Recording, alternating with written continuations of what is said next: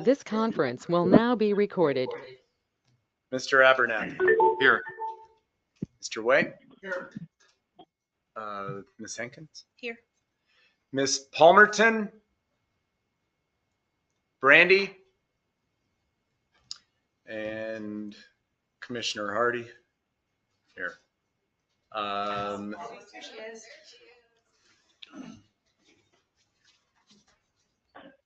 Welcome, Brandy. Okay. Commissioner Palmerton. Here. Fair enough. Pledge of Allegiance.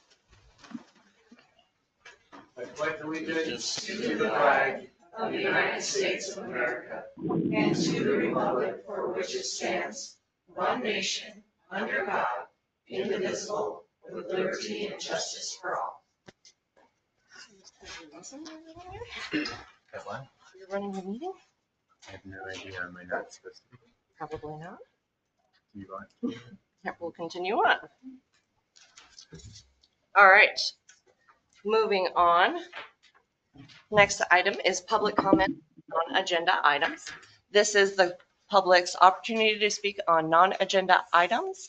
The commission is not able to act or respond during this time. Hi, I'm Dave Haney, representing the Lions Club and the Park Committee. And it's just a quick update because we talked about this and was approved some time ago, but they're starting the jump park as soon as probably the water problem is fixed and we're in and out of that park easier. I left a packet there with the mayor for each of you to review. It's the same program that you saw before.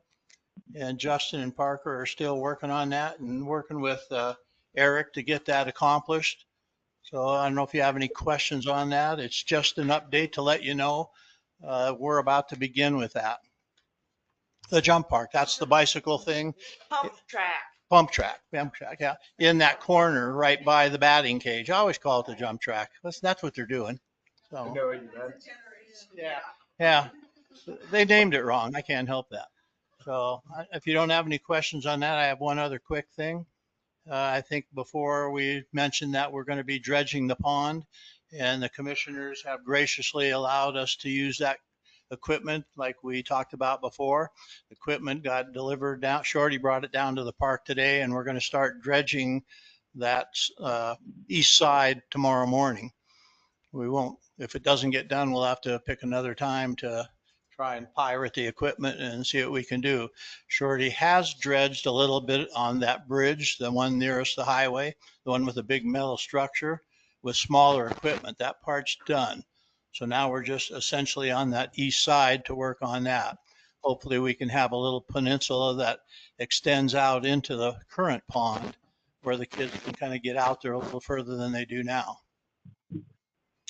I think the plan was originally we were going to take all that whatever's down there, that dredging material, and we're going to put it by the scoreboard of the, you guys call it, I think, the west ball field, between the green container, that flat spot, and the outfield fence of that field, and try to fill in that void there. Shorty would rather currently at least leave some of that sit by the pond, see if it drains some water out. And then I don't know when he plans to move that, a week or two or whatever, but that's where we're at with that. Any questions on that? Thank you for your time. Thank you.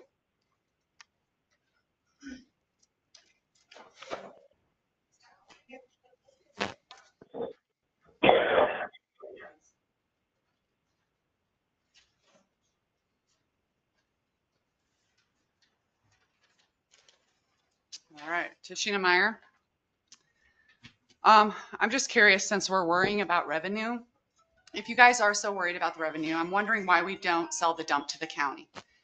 We only charge them $1 a year, which they have yet to even pay that whole $1 a year in many, many years. So that would be a thought to generate some of your budget. As far as the budget sessions, I'm wondering as well, as you all seem to stand on a righteous hill of for the people, why you would repeatedly suggest voting them down. I'm referring to the second officer that was put before the people to vote for Mills or not, which they in fact did. But you, Mr. Abernathy, during the budget session, September 4th, suggested to cut the second officer It was then explained to you that you cannot supersede the vote of the people, and still you tried once again to suggest it on September 5th.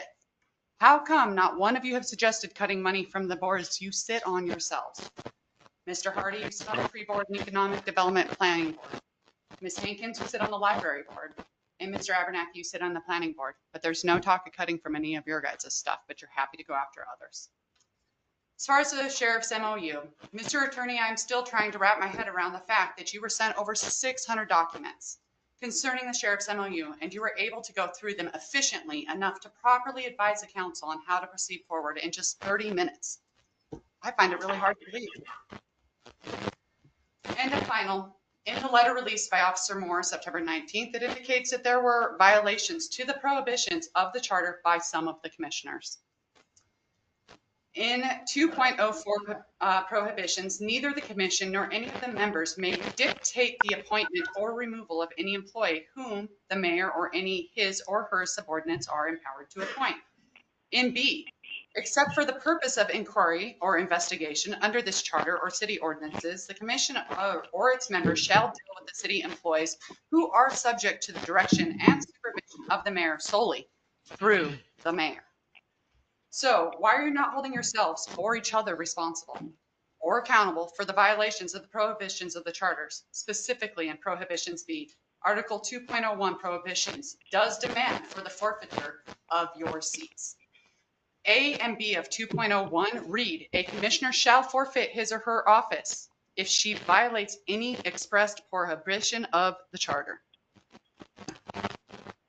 So that's all I have to say to those.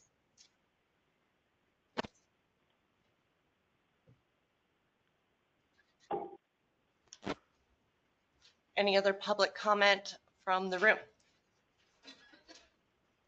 Public comment from anyone online? Last call for public comment on non-agenda items from those online.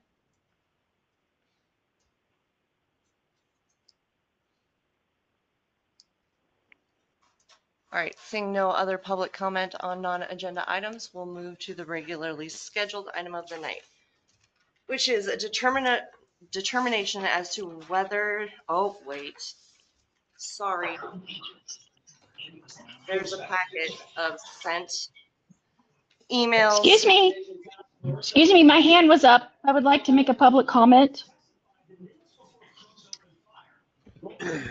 Sorry about that. Can Please you guys proceed. turn your mic, commissioners, turn your microphones off?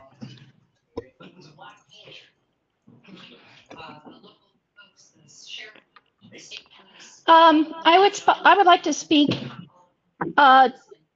to our officer being an RSO at the school. I do agree that an RSO is needed at the school. I have no problem with that. My concern is the demographics at the school. I cannot for the life of me see that all 200, 300 students that are at the school are in the city limits. I know we bus from Virginia City, we bus from Cameron, we bus from McAllister, and probably even further than McAllister. These are all county people that their taxes do not come to the town to pay for the police department, unless I'm mistaken. So in that light, have we explored the possibility of having the sheriff, who is a county employee, as the RSO? And that's all I'd like to say.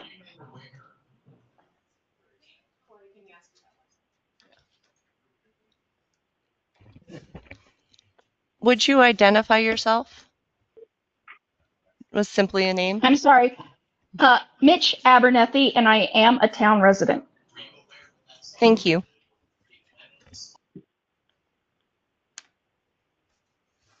All right. Included in the drive this evening were also emails that were sent to Ginger. So I had those divided into public comment on non-agenda and then what is related to the agenda.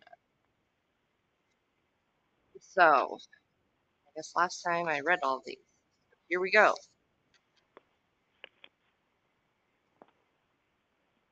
Dear Ennis Town Commission, I'm writing this letter regarding the school resource officer issue surrounding the MOU between the town and Ennis schools. I have been a staff member of Ennis schools since 2002. I am in my 7th year as 7 through 12 principal. My son attended school in Ennis from kindergarten until graduating in 2015. So I'm writing to you with the perspective of a parent, teacher, and administrator. Our school has become much safer in the past several years than it has been in my tenure. I credit that to having the SRO agreement with Officer Moore, the school focus on increasing student and staff safety, and the continued updates due to current research. Officer Moore has been very vigilant regarding safety updates from around the country. I've held administration meetings that involves area principals in Ennis and have explained and shown them our safety measures. They have been very interested and have implemented many of our ideas. Most that have originated from Officer Moore and his continued training. Other schools have also reached out to their own police departments and town commissions to try to implement an agreement we have regarding our partnership for an SRO. I have shared our MOU with a few schools so they can see what an agreement looks like, as it is a public document. We have always worked directly with the town mayor in writing of the MOU, implementing of the MOU, spelling out the partnership will look like, etc., since the inception of our SRO. There's never been an issue with the process, and it has been approved by attorneys on the school and the town's behalf. The school has listened to the concerns from the town and has raised the money we pay to help compensate the SRO services. In fact, the new MOU included a significant increase in this payment. School safety is that important to us. There has been many misconceptions and false information in the community regarding the SRO. Officer Moore does not spend most of his day at the school. He is in the high school, junior high in the morning. After the students are in class and the first bell rung, he makes his way to the elementary school to check in with office staff. He's usually there for less than an hour in the morning. He's back in the school during his lunchtime. He eats with kids and interacts with them at recess and or in the hallway. This is his off-duty lunchtime. Sometimes he is here in the afternoon, but not every day. This does not even closely amount to most of his day. He attends sporting events, high school dances, and other special events at the request of administration. Officer Moore does not interfere in the administration investigation. He is quick to say this is a school matter and will be handled by the school when anyone asks. I have never had him step over the line and try to take care of what is my duty regarding discipline issues. I have brought him in on occasion when law enforcement is required. I do my job and complete my duties without interference from him. Officer Moore has always responded to any call he receives from dispatch or town office while at the school. This has happened in mid-conversation. The school understands that his duties to the town takes precedence over him being here. Most people know that our town population significantly drops during the school year. I believe the school from September to the end of May has the highest population density of anywhere in the county. Why should he not spend time here?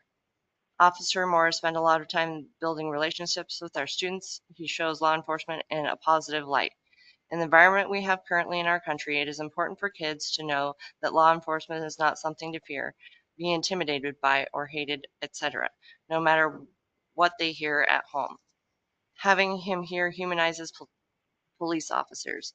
These relationships are invaluable to our students' lives, as they can see police officer as someone to express concerns to and help keep the community safe.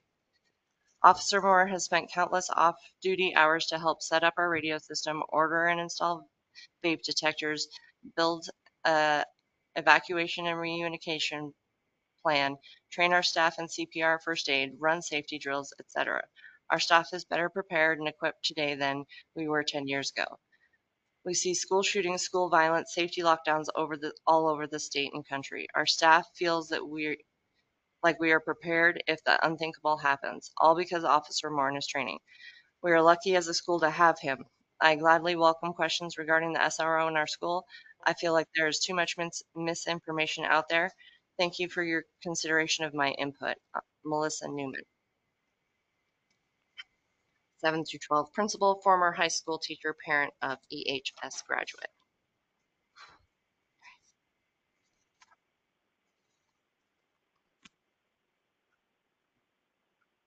Good morning. I am writing in support of having Officer John Moore as our school resource officer. I am a parent of 3 students and a teacher. From a teacher's perspective, having Officer Moore in our school brings such a peace to my days. Officer Moore has gone above and beyond training our staff for potential harmful situations, as well as life-saving skills. I worked in other schools without an SRO and I did not feel prepared to handle situations. I have learned so much from Officer Moore and feel so much better prepared to help my students. I also like having him around when I have questions or concerns. He's extremely valuable. From a parent perspective, I love that my girls have Officer Moore in the school to help keep them safe. We all know there's been way too many school shootings. In addition, there's been a lot of violence in schools across the nation. I have a lot less fear of my kids. I have a lot less lot less fear for my kids, knowing Officer Moore is in our school. It is clearly evident that the relationships he has with the students, having those relationships with the students can help an adult see if something is off with a particular student. I think that it is so important to help prevent any dangerous situation. We have taught our girls that law enforcement officers are people who help protect, and so when they see Officer Moore, they feel safer at school. They know he is someone they can go to for help. I'm certainly not saying that there would never be an incident if Officer Moore is at our school. He cannot 100% prevent that. No one can. However, the risk is less with someone here to foster those relationships, with someone here who has the training to know how to recognize the threat and deal with it, with someone who can help stop it if the event does occur. Another thing I would like to mention, over the last few years, there's been a lot of attacks on law enforcement. We have the defund the police movement. We have had officers attacked and killed. In my opinion, most of this stems from people not respecting authority, from people who do not see the value of law enforcement. When this happens, we have more violence, more crimes, more hatred. I firmly believe that having Officer Moore at our school will help this situation.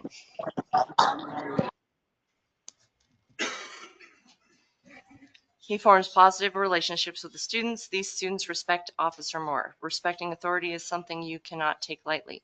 The impact Officer Moore has on these students is priceless. In conclusion, I fully support Officer Moore in his position at our school. He is such a valuable asset. His impact goes beyond the school walls. He is positively affecting both our students and our staff. And I keep thinking, if you pulled him from our school or something terrible happened here, what would you tell the parents? Shouldn't we do everything in our power to keep our kids safe? This is from Katie McCullum.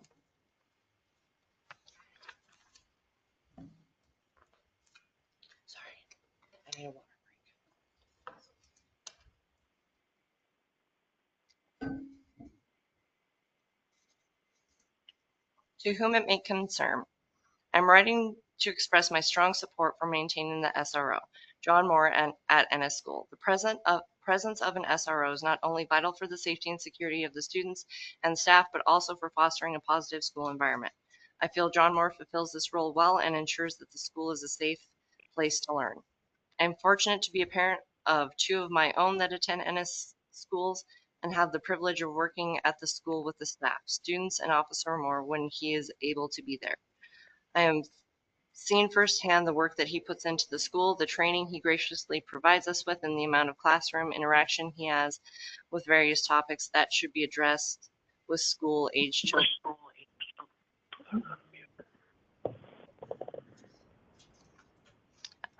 I've seen firsthand the respect the students have for him, whether it's in the classroom, hallway, or entrance of the school. Having Officer Moore's presence at the school helps enable a positive outlook from students on what he is there for. He is also a constant resource, and his presence, even when he is not physically in the school, is reassuring. I co-teach in the classroom as well as training for the staff with Officer Moore. I truly feel that my job would be extremely difficult without his help and intuition that he provides as a colleague.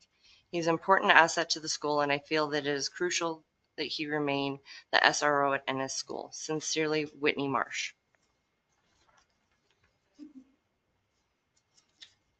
There.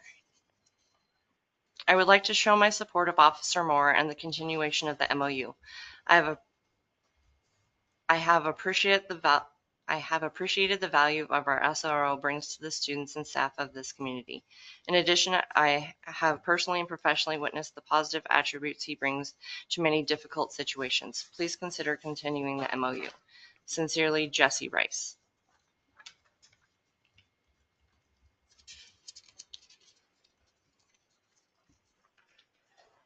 Dear members of the Town Council, I am writing to express my strong support for prioritizing the presence of Officer Moore in the school. He has been a very integral part of the school safety training, as well as being a valued part of the intervention with our kiddos. He is able to help with basic needs of some of our less well-off students, and also helping to be an essential authority figure when needed. Since school violence has been on the rise throughout the country, and our population both in Ennis and at the school are going up, it seems that there is a growing need for an SRO officer.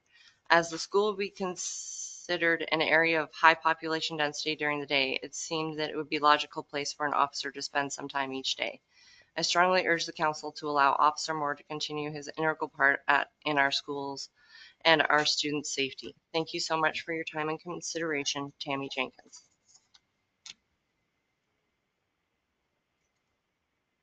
All right. As a counselor in the school, I have found myself seeking Officer Moore out multiple times throughout the week. Sometimes we get caught in sticky situations in the school, and it's very helpful to have the insight on certain things. He's been very helpful when it comes to the wellness of our students. Having him with our students every day helps foster a positive relationship between youth and law enforcement. In the recent past, we have had trespassers on our school property during school hours.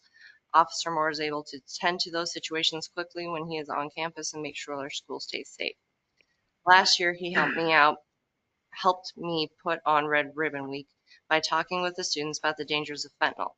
He also talked to our students about internet and phone safety, the dangers of social media, and making good choices when it comes to being online. Abby McKittrick, school counselor, Ennis Schools.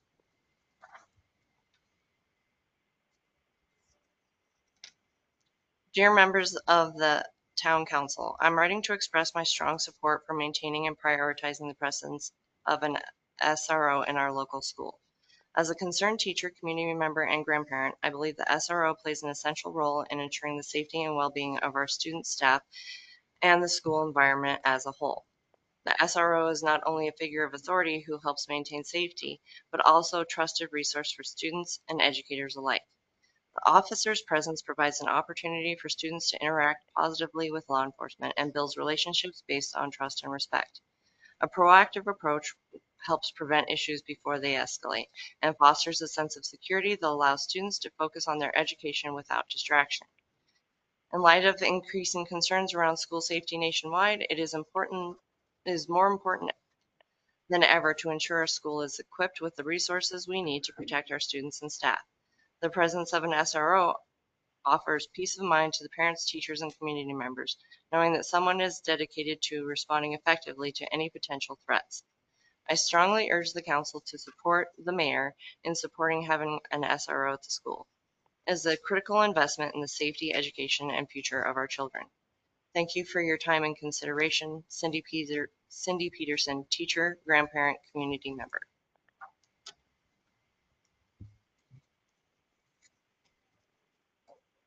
Dear Town Council, I am writing in support of Officer Moore as the Ennis School SRO.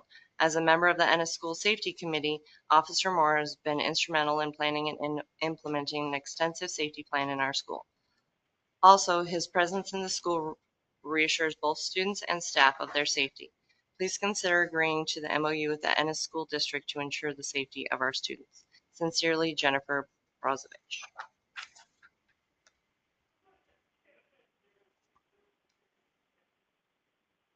Ennis Town Commission. My name is Kyle Bowling. I teach social studies at Ennis High School. I want to say that from my personal perspective and opinion, that Officer Moore is a valuable member of our school community.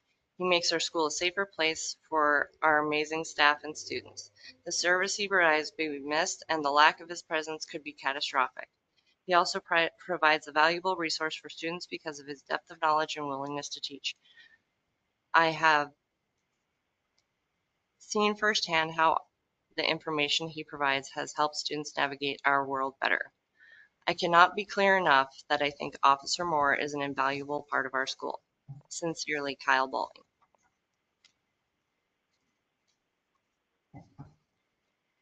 Dear Commissioners, my name is Megan Schultz. I am a third grade teacher at Ennis Elementary and a parent of a young child who attends school. As a teacher, I am very thankful for Officer Moore's dedication and presence in our school. Not only does he ensure everyone's safety on a daily basis, he is very knowledgeable in first aid, CPR, drug overdose response. With his help, he has made obtaining first aid CPR certification more accessible. His experience and background in the field has helped immensely. Officer Moore has been a great asset to our school safety as well. As a member of our safety committee, he has implemented active shooter trainings to prepare the staff for the unimaginable and made improvements to our school-wide radio system. As a parent, I am very grateful for his presence in the school. I know my daughter is safe when he is there. I believe it would be a huge disservice to our students, staff, and children if Officer Moore was no longer our SRO. Please reconsider your decision to remove him from our school. Sincerely, Megan Schultz. All right. That is all the public comment on non-agenda that was emailed to Ginger earlier in the day.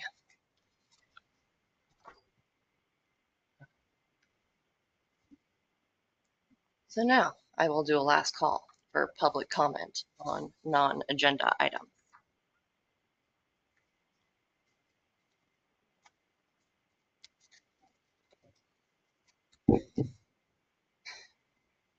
Tis the season for misinformation, misleading headlines, and a failed game of telephone.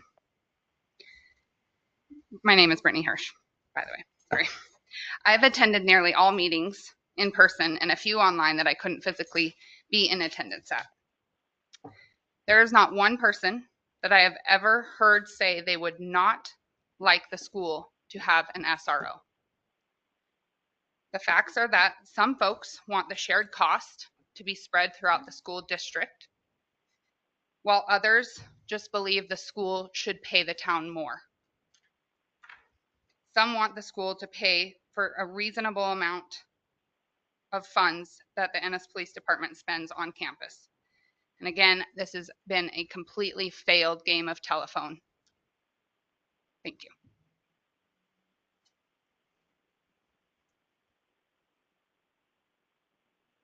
Carla Smith. I just want to reiterate kind of what Brittany said. It seems to be going one-sided. No person in any meeting I've attended has said they want to get rid of an SRO, just maybe not him and maybe not at the sole cost of the town of Ennis taxpayers.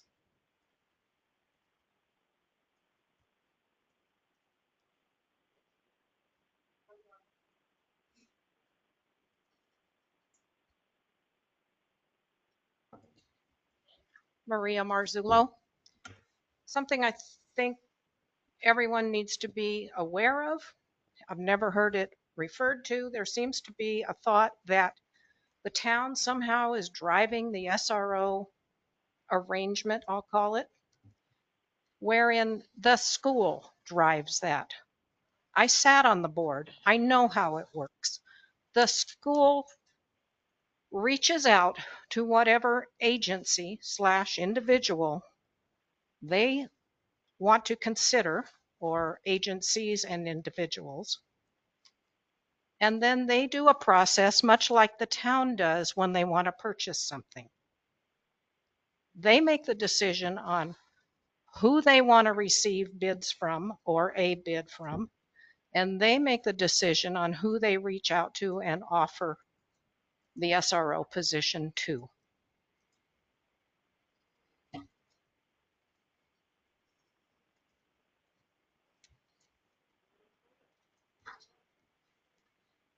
Any other comment on non-agenda items?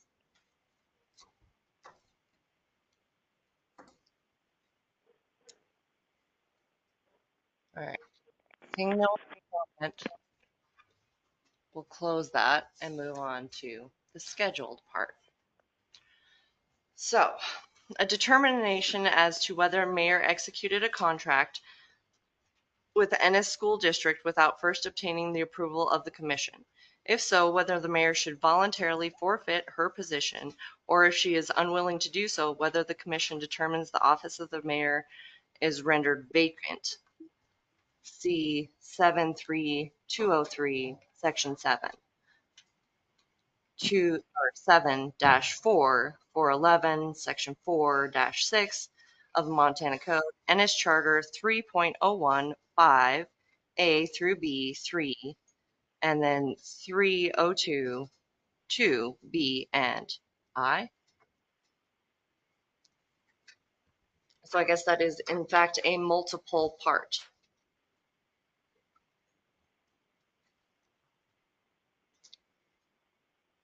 So the first would be execution of a contract with the Ennis School District without obtaining approval of Ennis Commission. The commission feels strongly that that contract has been executed.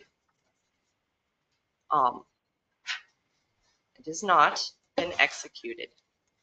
We are currently operating under a policy that was written in 2015 where there's a school liaison officer there. Statistically, the morning route is still the heaviest time for school violence. So I instructed Officer Moore under the policy to continue with a morning round, but it is not the same as the full MOU that was executed previously. Not been attending games as administration would like to request. He's not attended the typical homecoming events of the bonfire. He's not scheduled to attend the homecoming dance as he did in previous years. So we are currently operating under policy, not an MOU.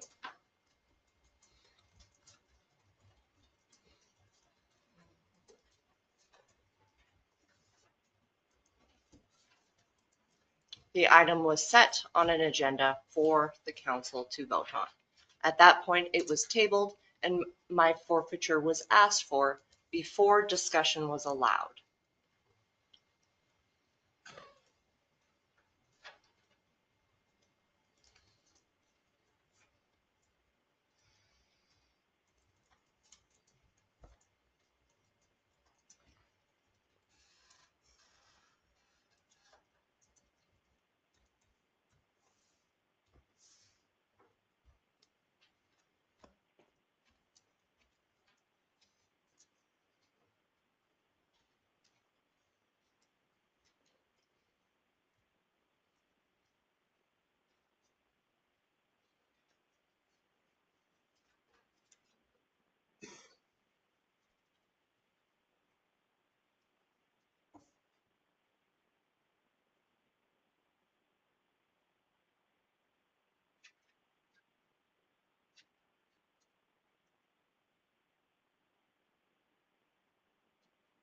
You guys don't talk, I will. So I have 5 or 6 questions here that I always think about in my role at the state when we deal with unprofessional conduct cases and cases where we are adjudicating disciplinary action. And these questions are more directed to fellow commissioners here. And these are just things that I tend to think about anytime I'm faced with something like this. And the first is, was there a clear violation of MCA, ARM, or town code? The second is, was the violated code clear in expectations and responsibilities and known to the person? The third, was this a mistake or more than that? Meaning, was this a honest mistake or a choice? Fourth, does the entire body of work indicate this was a momentary lack in judgment or a trend in behavior? So I tend to look at the whole body of work. Number 5, does the violation reached a level of disciplinary action. And the last is what discipline is required to remedy the behavior or enforce compliance. And those are just things that I think about on anytime I'm faced with stuff like this. And I thought, maybe we should all think about those questions and sort through it in that fashion.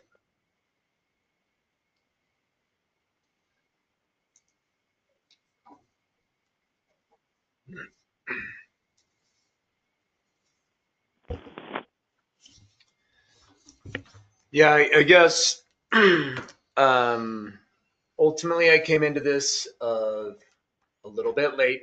I was gone on vacation. I guess I'm not gonna necessarily answer specifically the 5 questions that just got brought up, or 6 questions, but I'm just gonna tell, yes, my understanding and why we're here right now, I feel. So upon returning from a trip, I was contacted by Commissioner Way and was asked if I noticed on in our packet that the MOU was indeed signed. It was signed by the mayor, and no, I was not aware of that. And then I went on to have a conversation with the mayor. I believe this was around the 16th or 17th of August. And yeah, I was like, did you asked these 2 questions? Did you sign the MOU without committee signing and without commissioner approval? And it was my understanding at that time that yes, those 2 items did take place. I guess we have since had the meeting that was discussed. The mayor was not allowed to, I guess we were not, never discussed it. I've since then had a conversation with the new superintendent at the school. He's from Cody, Wyoming. He's a former math teacher. This is his first superintendent signed station. This is his first time being superintendent. He, I guess, went on to discuss that he was obviously heard about a lot of everything. The reason screen is completely packed and the reason we're all here today, portion of it being, well, the MOU contract. Yeah, and he expressed some, I guess, sympathy that he was like, well, I felt like maybe I was pressuring a little too hard to facilitate this contract for to get training done by the SRO at the school. And I mean, ultimately my conversation with him was to figure out what his understanding was, where we were at with this agreement. So he was under the understanding that we were fulfilling this agreement, and that's ultimately pretty much the extent of my conversation with him. So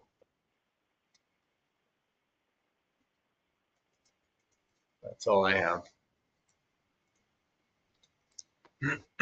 for now. I would just like to say I am not questioning the validity or need or importance of having a school council sponsor by any means. This was brought up about the way this contract was executed. This isn't this, our feelings about having an SRO in the school are, I don't think anybody on the council has ever made a remark that that shouldn't be a priority. It's just the way that this was executed without council approval. I'm on the council or the commission, no, sorry, the committee, to discuss the SRO MO or the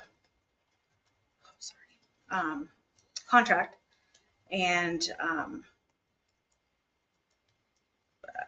my input was not perceived anytime during the contract negotiation. I was asked for my input, but none of it was ever perceived or taken into account. So that was frustrating to me. And I guess I just have a question. The training, we had to hurry up and get it approved and signed off because of training before school started. So that training, would that be under the current MOU or is that under the school liaison policy? We're currently operating under the school liaison policy. But that says policies and procedures, responsibilities will be agreed upon in an MOU with the school district using NASRO and US DOJ practices. There's two sections to that policy. The first one's a school liaison policy. The second one is related directly to the SRO MOU. Okay.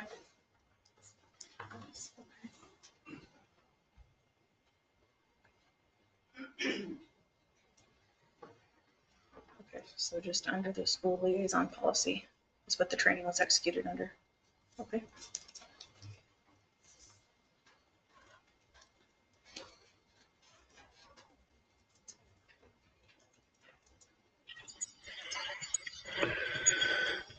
Excuse me, this is Ed Guzza, town attorney. Is there a pending motion in front of the commission? No. Not at this time.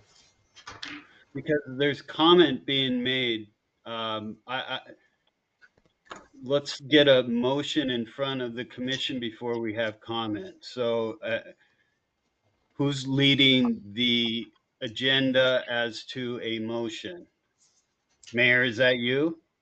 Yes, I'm sorry, Mr. Guzza. That would have been the appropriate action. Yes, please. Thank you. So is there a motion from the commission? All right, I'll do it. I move that the mayor violated section 3.02 subsection I of the Ennis Town Code, which states the duties of the mayor to execute bonds, notes, contracts, and written obligations of the commission subject to the approval of the commissions.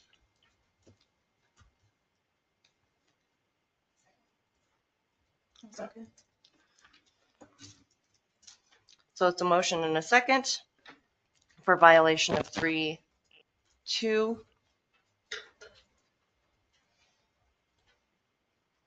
Which one?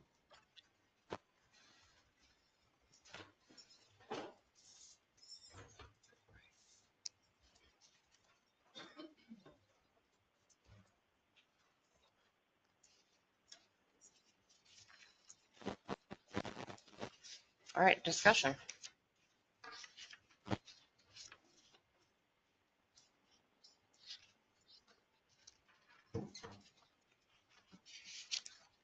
Can you state your questions again for me?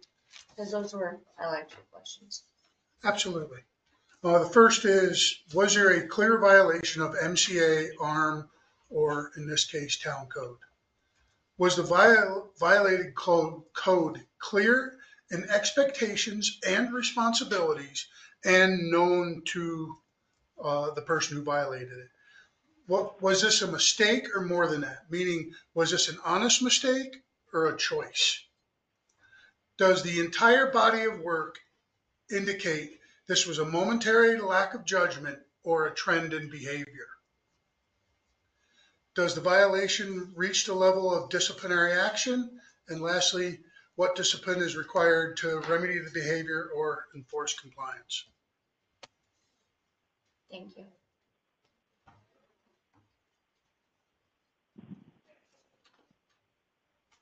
What was the last one, John? Sorry. What discipline is required to remedy the behavior or enforce compliance?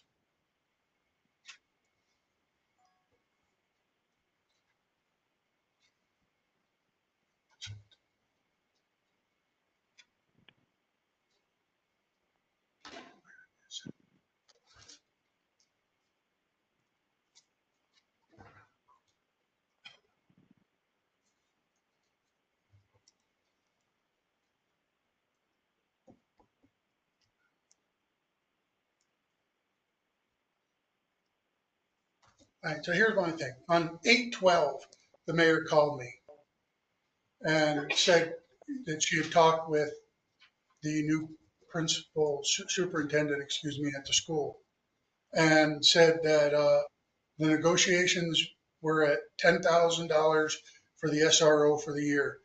And I said, and I looked at my notes from the conversation, because I take notes on every conversation. And my note, I remember saying to her, I do not believe 10,000 you can get through the commission, because we were looking for 17,000. And she says, well, we have to because training starts on this tomorrow or the next day. So we need to get this done. And our meeting wasn't for another week. And that's why I was surprised when I saw the executed contract in the book. And I talked to him on 8/12, talked to her, and I just looked it up to make sure on the negotiations on that $10,000 payment. And my thing was, I don't think the commission's going to buy it because we were talking more in the 17 range. Can you go into detail about that, why you thought that was an accurate number? I mean, that was just, some rough math on hours and all that. But I mean, we're beyond that. I mean, it's 10,000 for this year. Nobody on this commission's going to cancel the SRO contract or believe it to be false or believe it to even be a bad thing. I think we all agree that there should be an SRO at the school. And if the school feels that they need protection, if they feel that they need safety, then they should get it, whether it through our tax base or the entire school district tax base. I'd like to see the latter instead of the former. Nice. But for this year, but at that time I said, I don't know if 10,000 is going to cut it, because in all of our previous conversations, we were talking in that $17,000 range. And the comment back to me on that conversation was, well, training starts Monday or whatever it was shortly after that. So we have to get this done. So that tells me that the original contract was executed. There was,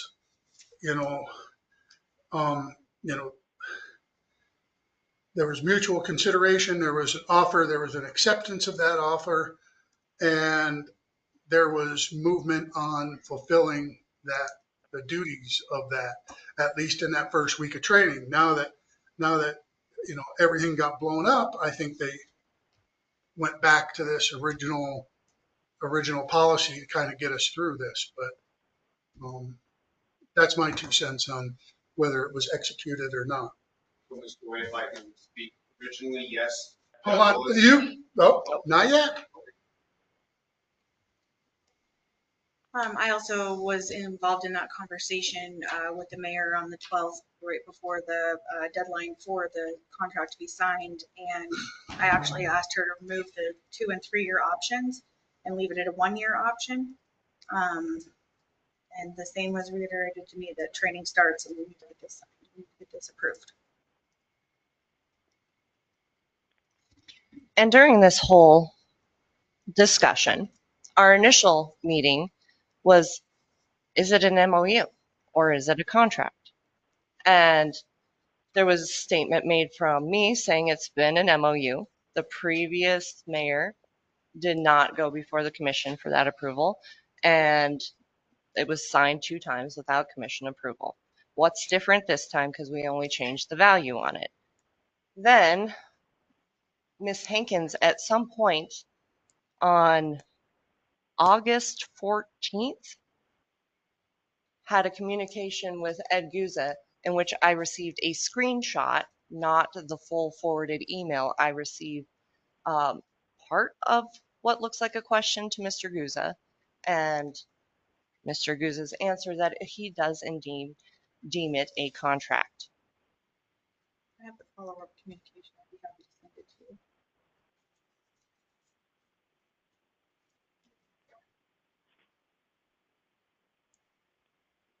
But that does verify that. Correct. A screenshot of half the conversation is also half of the information.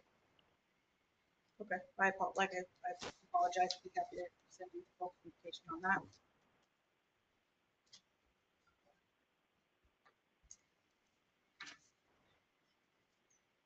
So once the new town attorney then deemed it as a contract in his opinion, I posed multiple questions because yes, it's a contract. I'm an overly inquisitive child. I always have been, I always will be. The why then becomes the next question.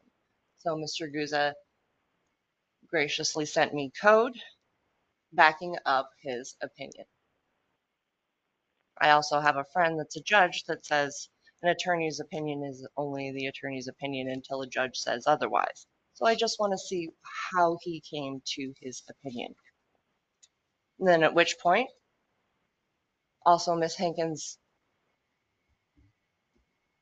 said, "What do you think now?" I said, "I think it is on the agenda for council approval, August 22nd.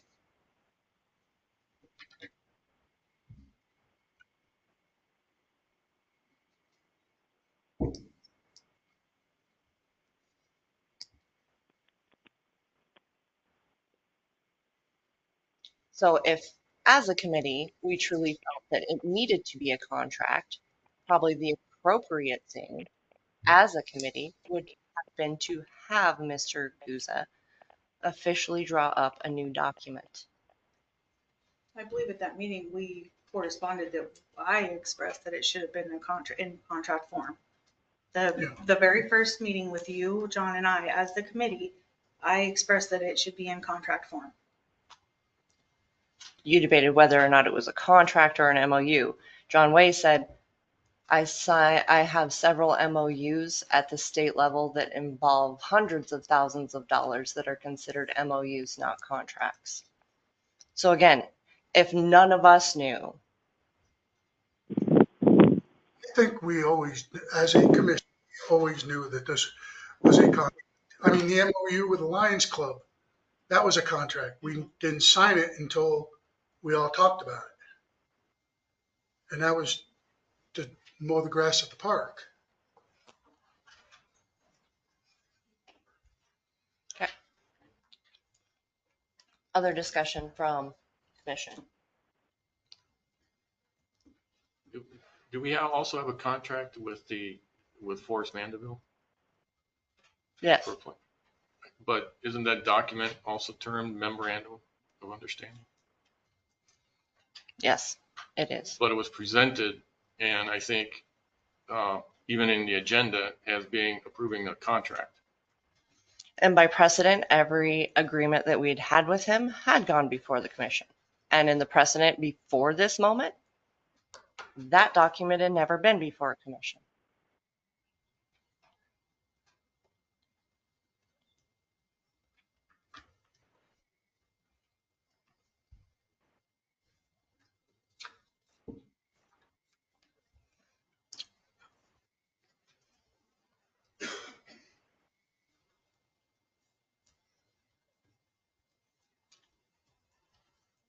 Is the sheriff's department currently have an officer at the school?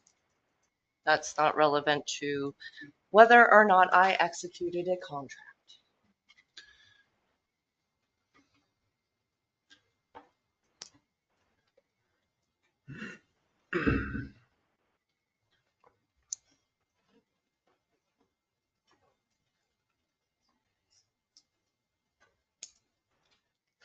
know if the person who signed before you at the school, I don't, name escapes me. Were they believing that they were signing the contract? I don't know that.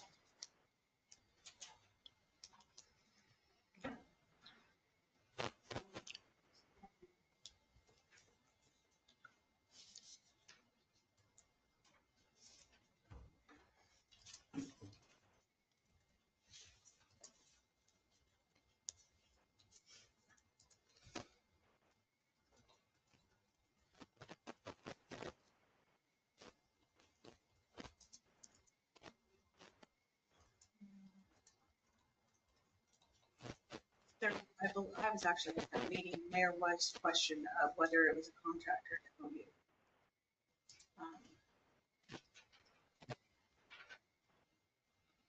But no clear and concise answers. I think they were going back to like they have an MOU with the nurse, the school nurse. And so I think they were under the assumption it should be titled the same.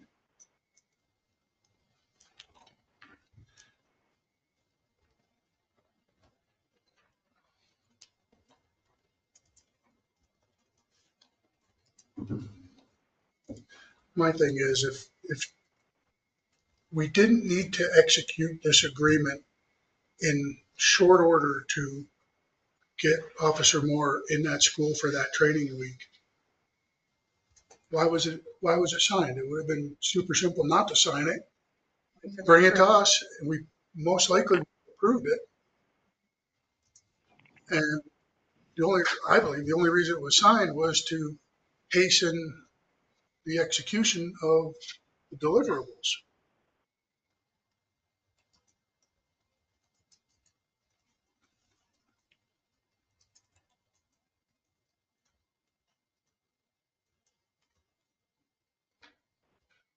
I agree.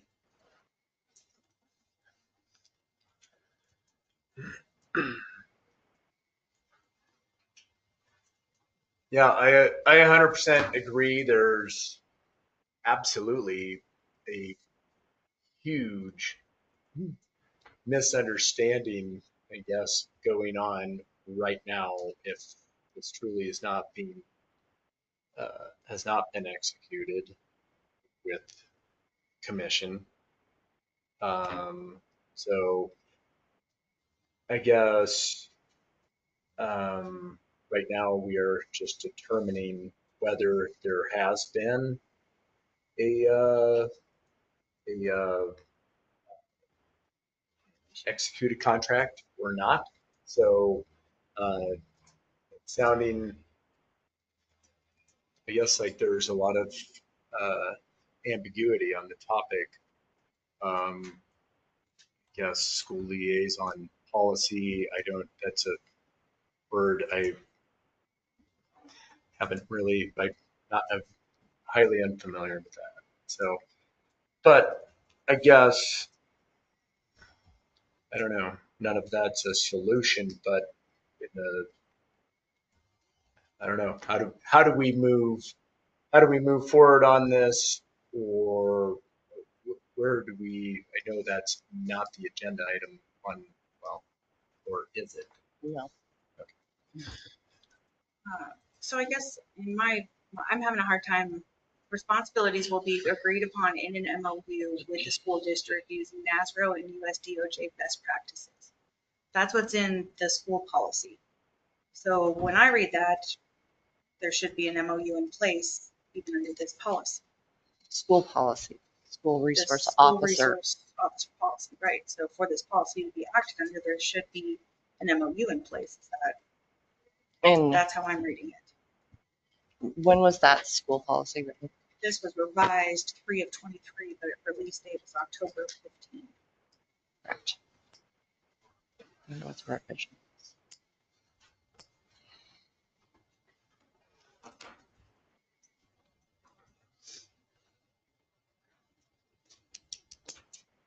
The way I read that is there has to be an MOU in place to be working under the school liaison policy. I could be incorrect. That's how I read it. Anybody?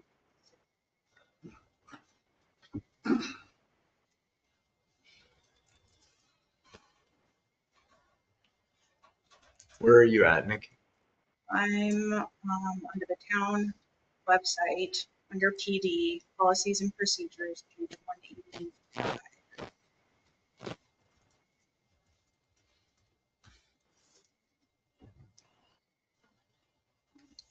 There's 2 pages like that.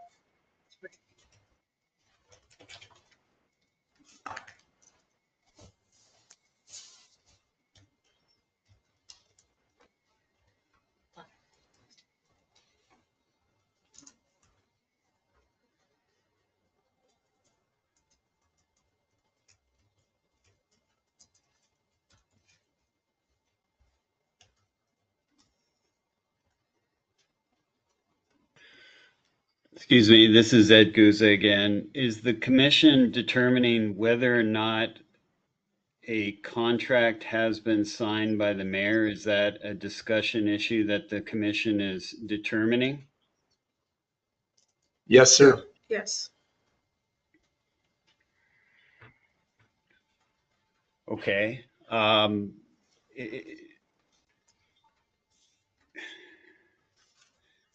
I'm perfectly happy to give my opinion on that if the council wants to, if the commission wants to hear that. I'm not sure if that's an issue that is necessarily being debated as to whether or not it meets all the elements of a contract. I'm certainly happy to weigh in on that issue, but it is, in my opinion, the MOU clearly meets all elements of a contract. And I can run through those elements, but from a legal opinion, the MOU meets all elements of a contract. To me, that's an issue that the commission needs to decide before we move on to the next issue. And that needs to be put to a vote to the commission. I'm happy to provide more information about that. But I've already done that and provided my opinion that it is without question a contract that, when signed by the mayor, binds the town without question. Ed, if I could ask you a question. So I guess it's being argued that the contract is not being executed at this time. Chief Moore is in the school under the school liaison policy. And in that policy, under the policies and procedures, it reads, responsibilities will be agreed upon in an MOU with the school district using NASRO and US DOJ best practices for SROs. In your professional opinion, how does that read to you? That there should be an MOU in place for this policy to be taking place or to be acting under? Will you repeat the question, please? Tell him where to locate it, maybe, so he can just see it himself. Okay, so under the town website, I don't know if you want to look this up. Under the town website, under the PD department, Ennis Police Department, there's policies and procedures. And if you scroll to page 186, it goes into detail policies and procedures and responsibilities. And I guess I'm wondering if you could weigh in how you read that. If to work under this school liaison policy, there needs to be an MOU in place. I think taking it by its express language, it clearly requires an MOU to be in place for a school liaison. It's a different subsection. There's 2 separate subsections. Okay. Wait. Was that a commission member speaking? No. Okay, so But we that's need not to- how, excuse me. The commission is speaking at this point, as I understand things, not the public. So that's my opinion. So I want to have the full clear picture if that is okay. So at this point, I would like to allow Officer Moore to point out the subsection 2. That's up to the commission, whether members of the public can speak or not.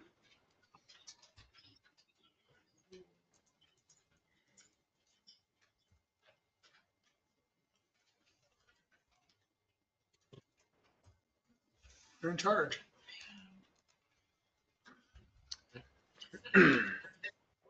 I mean, ultimately, if we're going to get a question answered, then why not? Absolutely.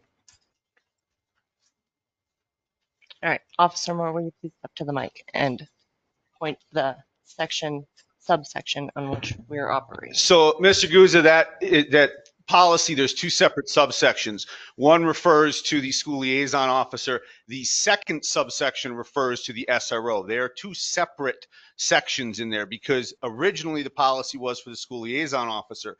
After the MOU was put into place the first time, then that SRO section was added into that policy. So there's two separate subsections, one that just refers to, and they're subtitled that way. One that just refers to the school liaison officer, the second part that only refers to the SRO position. They are not inclusive of each other.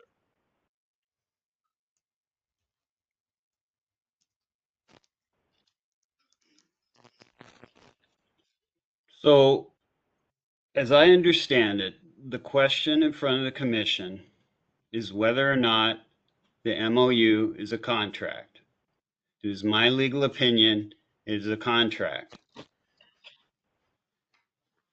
The question that Commissioner Hankins had asked you was specifically related to police department policy, where you provided your answer. However, the subsection she's reading from, she's only giving you part of the policy section. She's not giving you the entire policy information. So I'm attempting to clarify that there's two separate subsections in that policy, one that refers to the school liaison officer, the second that applies to the school resource officer. I appreciate that. Again, the question in front of the commission needs to be focused on whether or not the MOU is a contract, period. Thank you. Part of me says it doesn't matter if John Moore was there. By executing, by signing that committed the town resources to fulfill those duties. So it doesn't matter if we started to fulfill those duties, it was executed and implied that we would. And that is what we're talking about here, is the execution of the contract, not whether or not those duties started or not. Correct.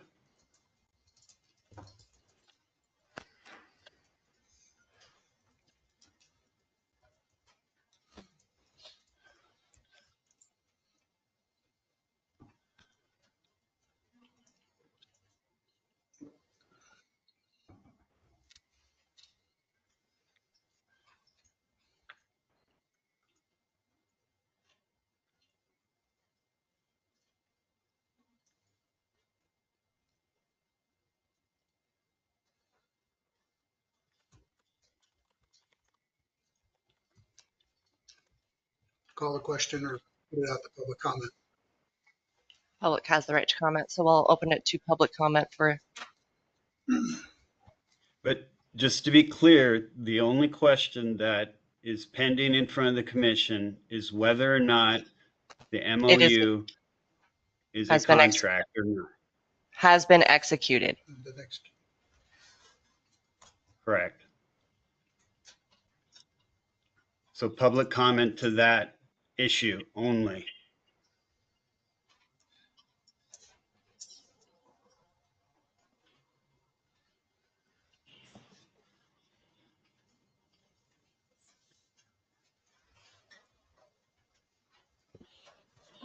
it goes back to the same consequence.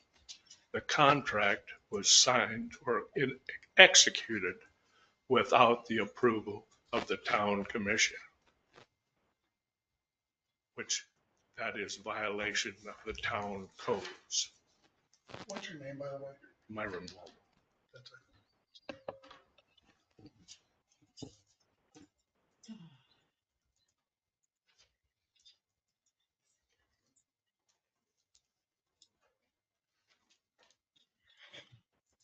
Brittany Hirsch. Let's be clear that this is nothing personal. I believe on the evening of the meeting, when this was all first brought up by Commissioner Way, if the chief of police was not operating under the MOU, it would have been appropriate for the mayor to stand firm in her opinion that he was operating for this first school week under the school liaison policy. I do believe that this policy idea has come as an afterthought to this whole fiasco.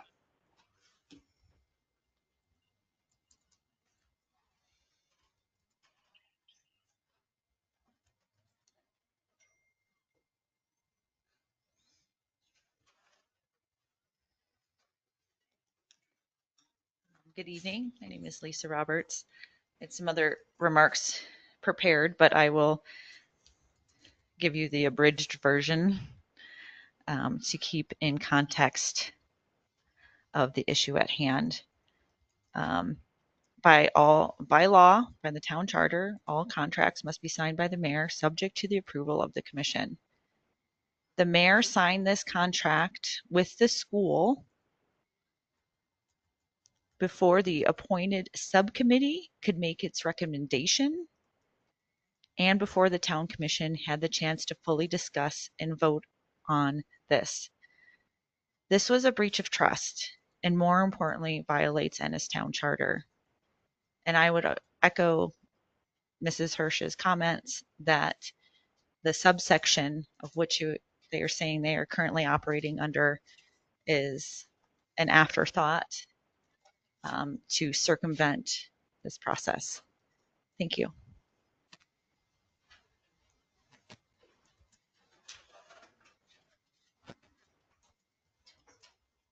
Last call for public comment.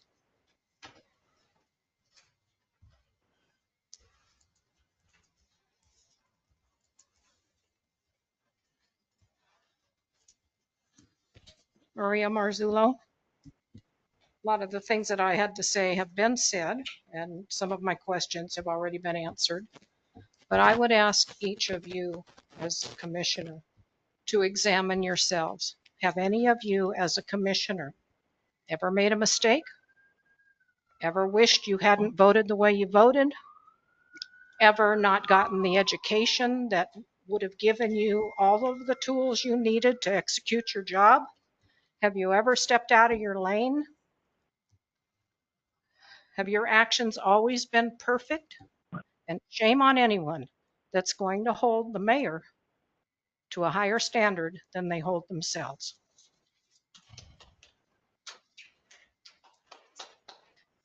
No.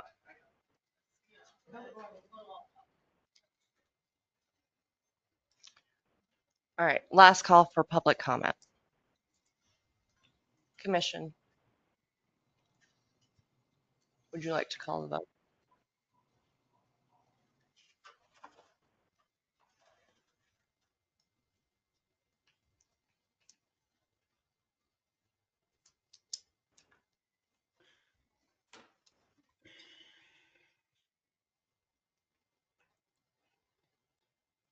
All right.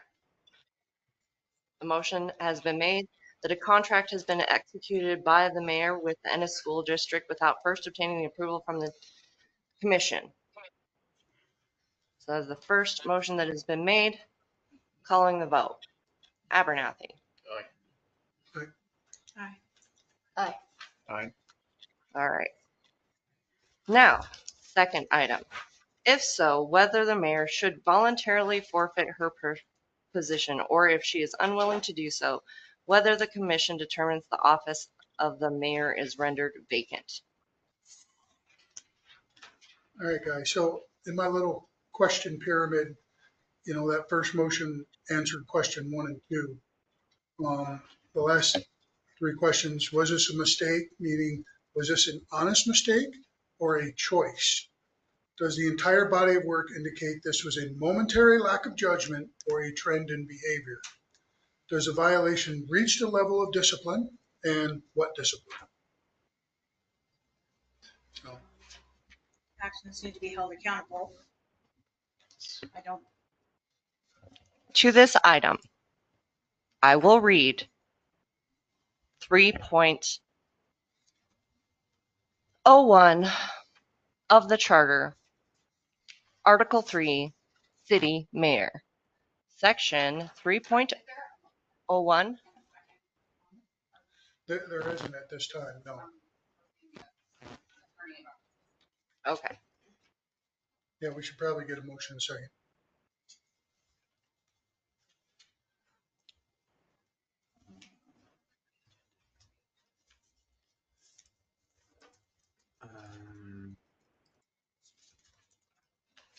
Would the motion read, I move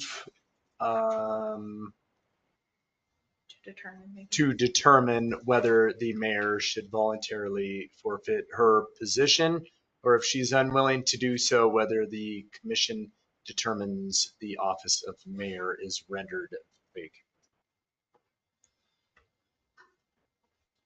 I'll second that for discussion purposes. All right, on to that section.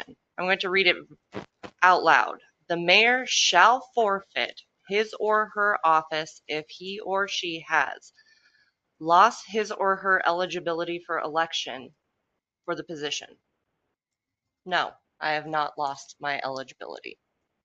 That really retains to like where you live. I'm sure there's some other ones, but that's eligibility. Was I allowed to even put my name in the hat for elections?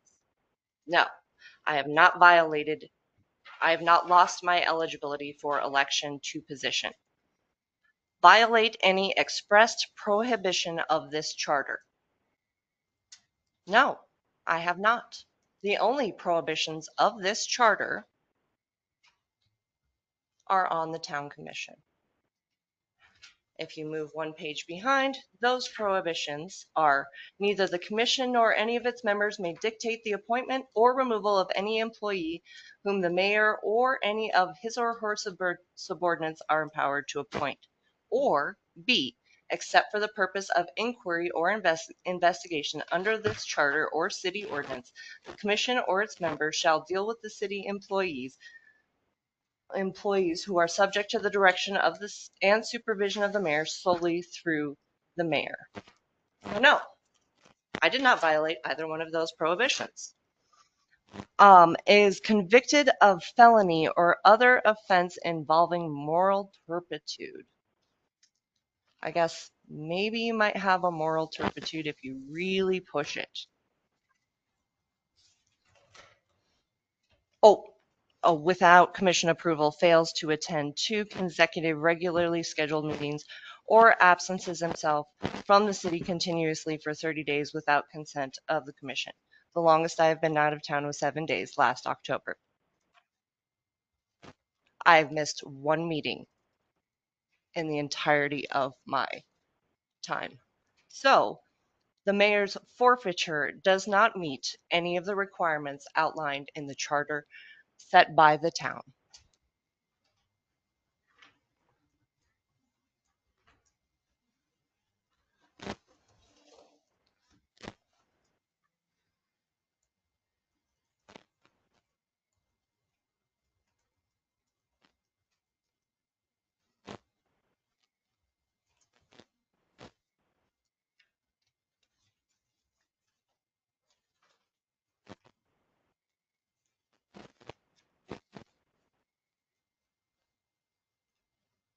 Unless there's somewhere else that someone can point out that my forfeiture is required by the word shall.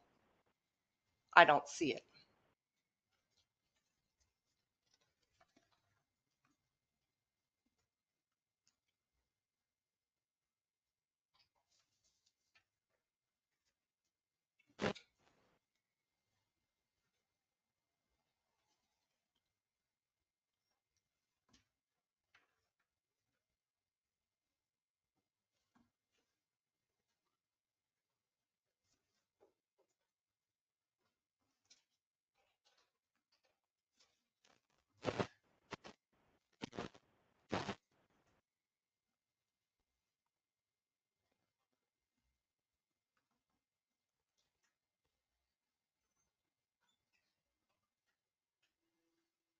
What section were you reading from? I'm reading from the town charter. No, I understand. No. That was in section. That was in section.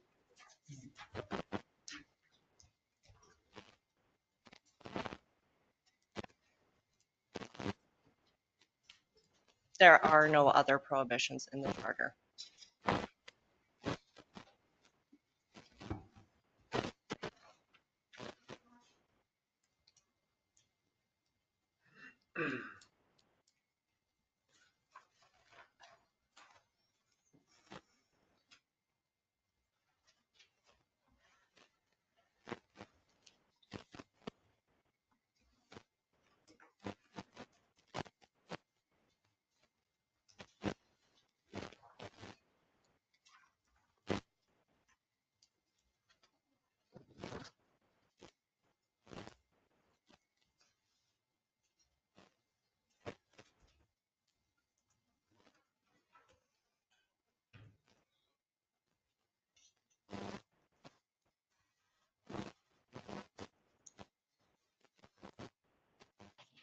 You want to ask Mr. Newser that question?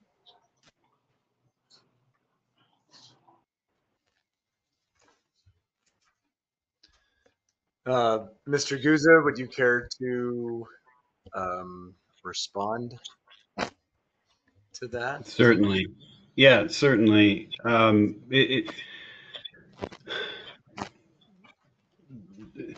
The charter requires there to be the duties and powers of the mayor in section 3.02, subsection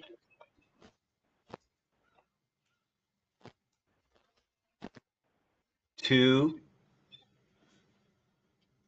subsection I, states the mayor shall execute contracts subject to the approval of the commission.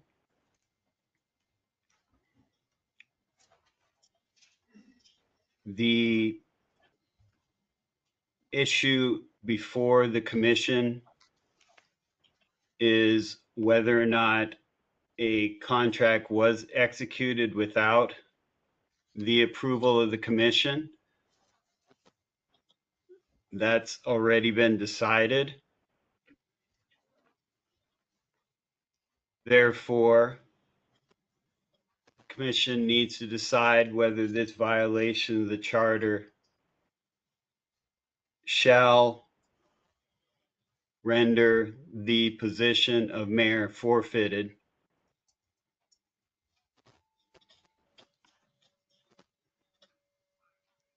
Does that answer the question?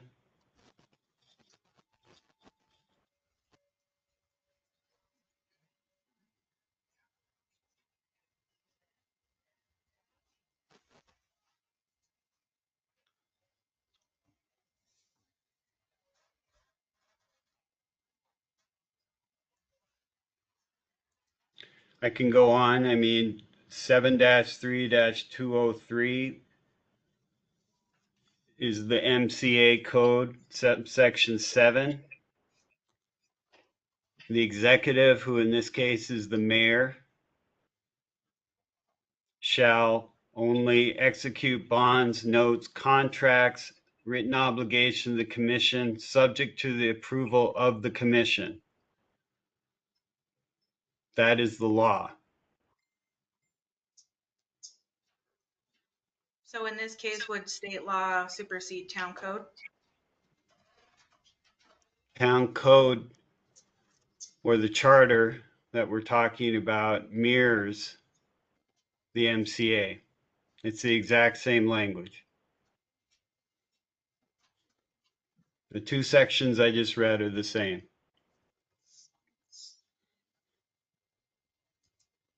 Both require any contracts to be signed subject to the approval of the commission.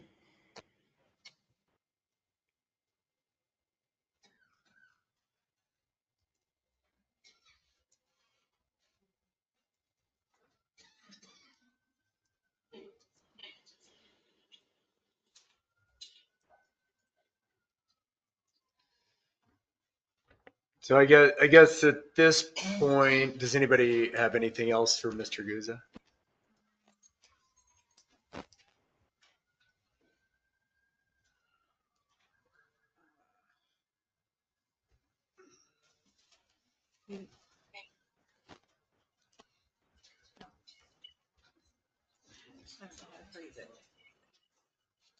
At this point, I guess I would ask the mayor to I would like to know what her answers to questions 5 and 6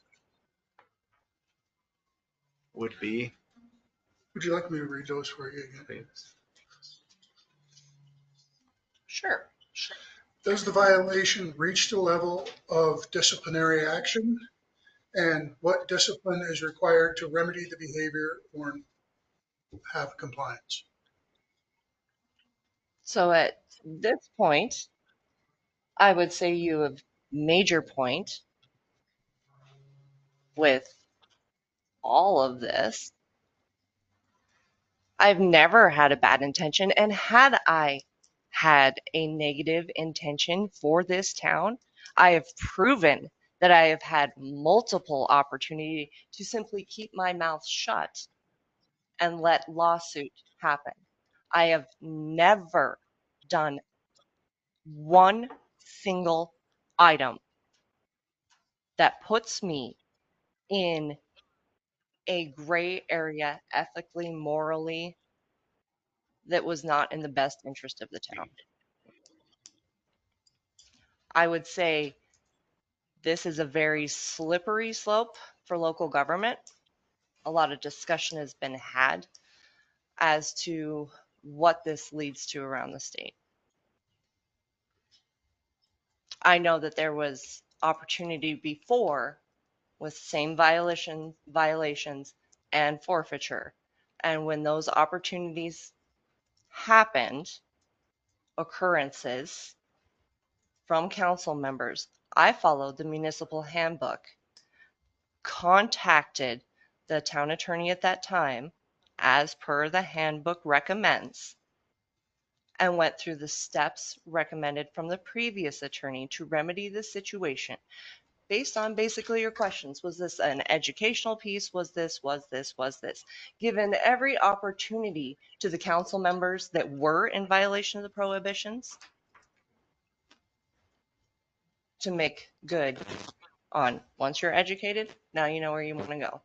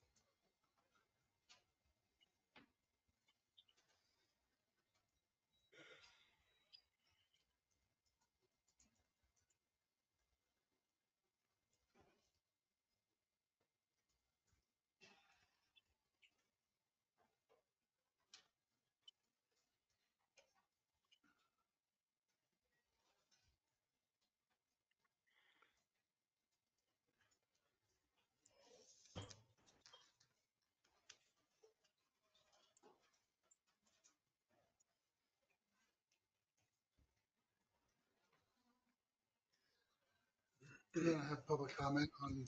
Are you ready for that? Table? Okay. All right.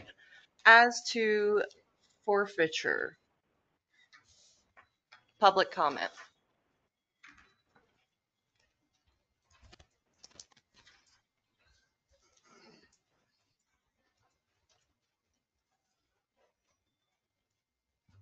Gail Sheeler, lifetime resident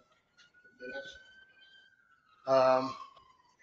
I see this as kind of maybe a mistake happened, but I don't think it should be forfeiture of the mayor's position just because a mistake happened that maybe she wasn't fully aware of. And to push her out of office for that particular reason, to me, is almost close to insanity. So she's done a great job for this town, and I think she'll continue to do a great job for this town. And I'd like to see her stay in office.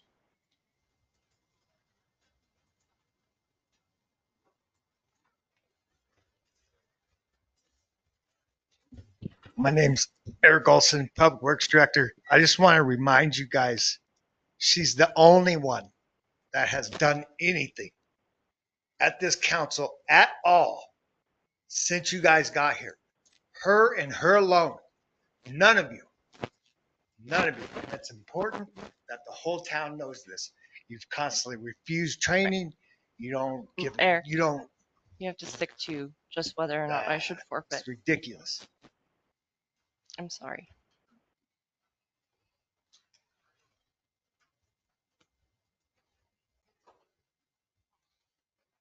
Myron Womo. I've been coming to the meetings here for quite some time. And this is not the first mistake or oversight made by the mayor. When the ex-attorney Greenbaum was here, there was multiple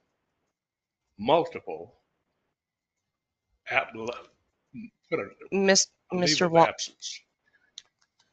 as per the agenda, this is considered topics to the contract. I'm speaking of the It's not a you get to bash me on everything you want to, is what I'm saying. This was the agenda item as presented, was over the contract. okay. So you may compact. Was signed previously to the commission approval.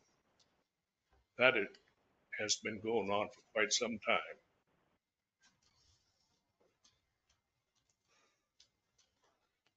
Tashina Meyer. Oop. There we go. I was trying to move it up. I would say, as far as one of the questions that Way brought up, being this part is, was it done with full understanding? Was it done in a malicious intent? I think it's been well proven that her malicious intent is not here. She's had the opportunities with many different scenarios to be malicious. And it was even spoken at the last meeting by even Brittany saying thank you, that she didn't use malicious intent and go after anybody. So I think that definitely stands to rule on her character. And it's not her character to be malicious and try to do things out of the ordinary and break the rules and undercut anybody. And I think that should be duly noted, that it's been proven in her standards of conduct that that's not her goal.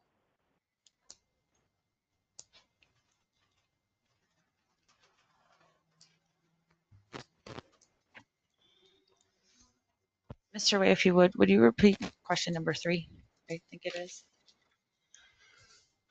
Number 3, was this a mistake or more than that? Meaning, was this an honest mistake or a choice?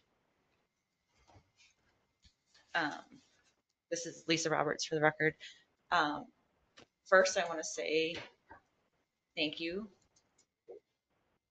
and take a moment to acknowledge and extend my appreciation to all the elected officials who serve this community. Serving in these roles is often a thankless job, and for that, you have my respect. I also want to recognize Mayor Vicky Haas, who has been a dedicated member of our community, investing time and effort into the well-being of Ennis. Sometimes, despite dedication and hard work, things don't go as they should. That is why we were here this evening, because difficult conversations need to happen and accountability needs to be addressed.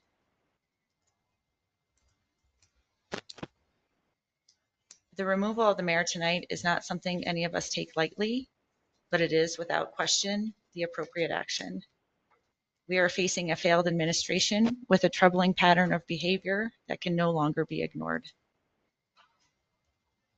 Key issue was termination of a highly efficient and dedicated deputy clerk, which led to an 18-month vacancy in a critical role for our town. Instead of addressing this issue appropriately, Montana law was violated by hiring an independent contractor to fulfill Ms. the role. Roberts, I hate to interrupt, but at the same point, this is to the agenda items and strictly to the agenda items. And this is answering question number 3. Which was not an agenda item.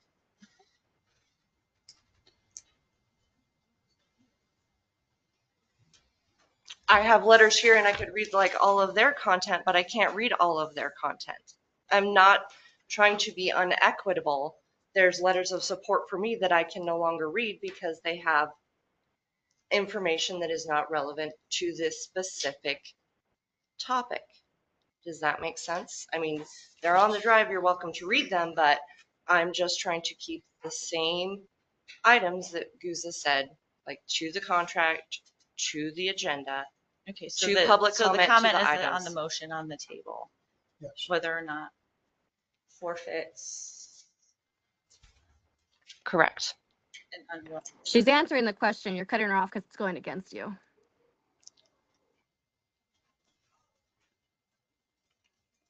I don't know who that was.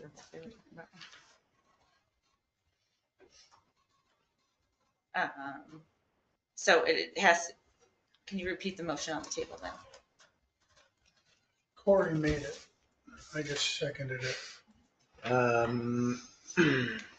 What was the first part of it? To determine whether Okay. the So to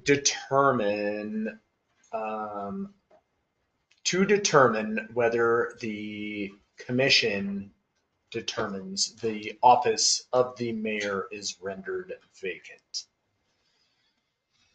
Right? Did I do that right? Okay. I And don't how are think so. you Where you making just- your determination?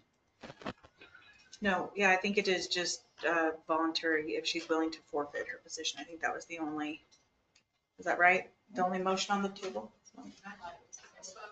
Oh, okay, sorry. Who wrote it down?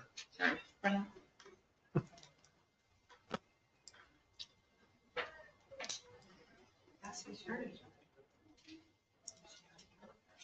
I was asking if Brenna, her minutes should reflect that.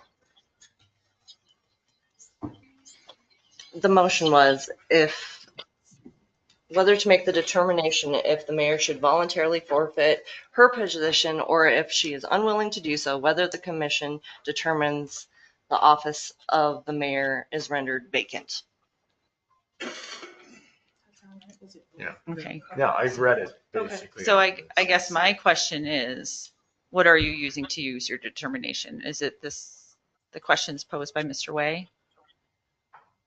This is not a Q&A, this is public comment. Well, to stay, at the item at hand, to make sure that I stay on topic with my public comment.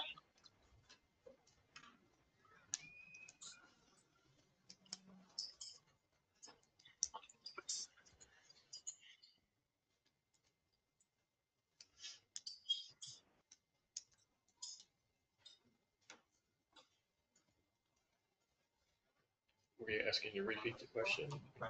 No, I would guess I just, because the motion calls for the commission is to determine. I'm just wondering what the criteria you are using to make that determination.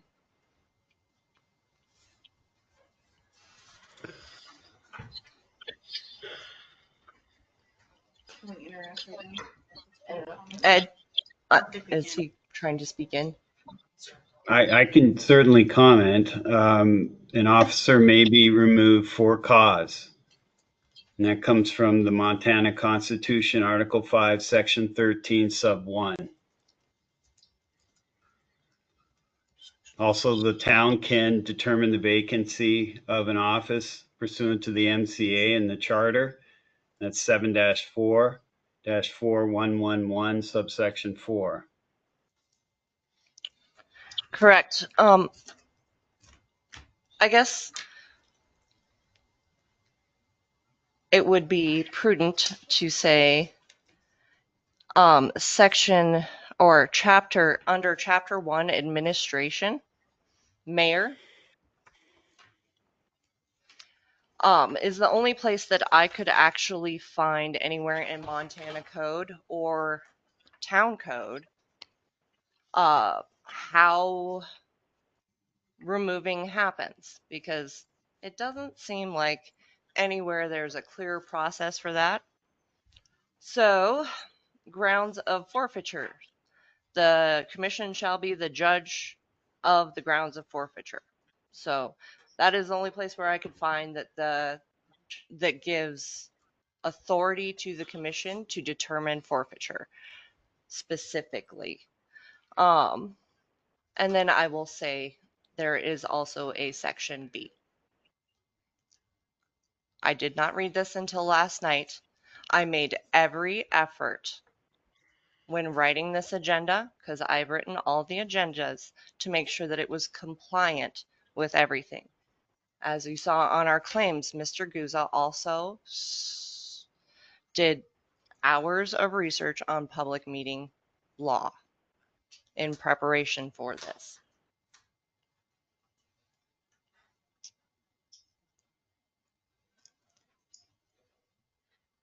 If it's okay, can I make my public comment to go with this motion and agenda item? Is just to echo what Mr. Guza just said, is that an official can be removed with cause. And I believe that you made that determination that she did execute the agreement without prior approval from the town commission, excuse me.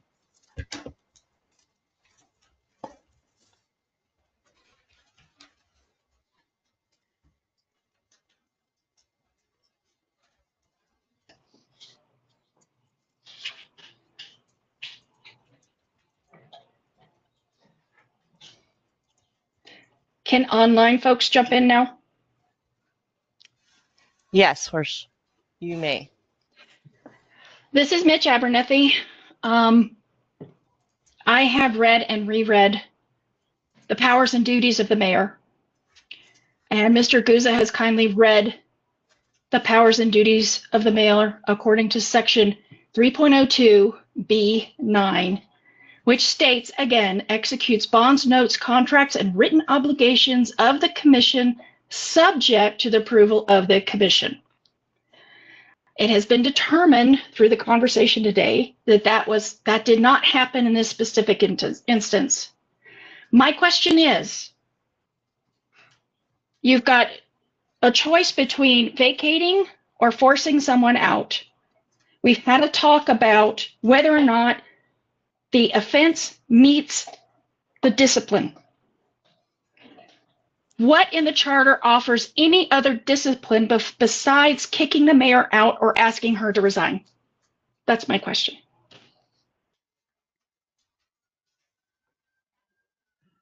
I can answer that. There isn't anything. Thank you very much. You're welcome.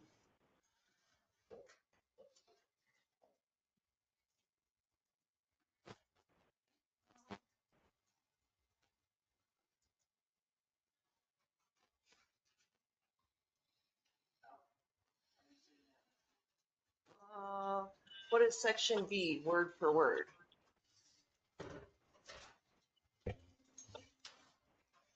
Entitled Section to a public... B has 16 pieces.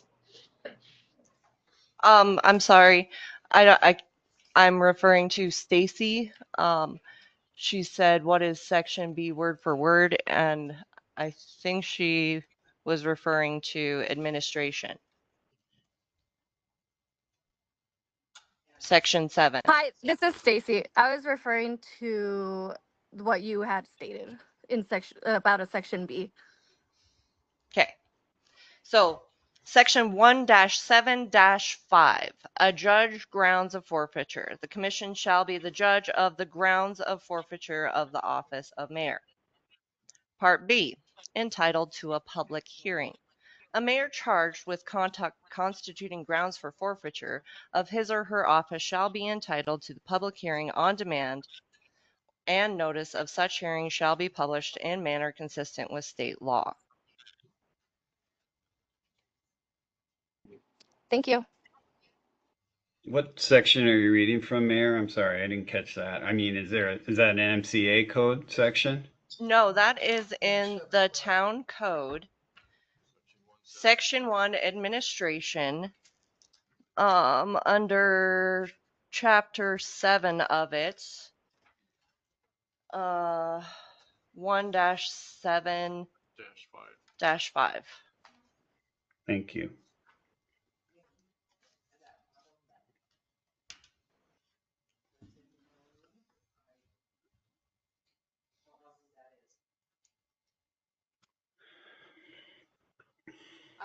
I'm not sure.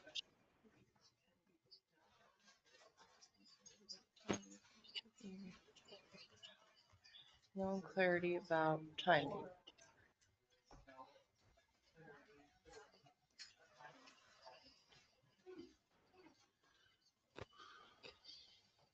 I'm not clear.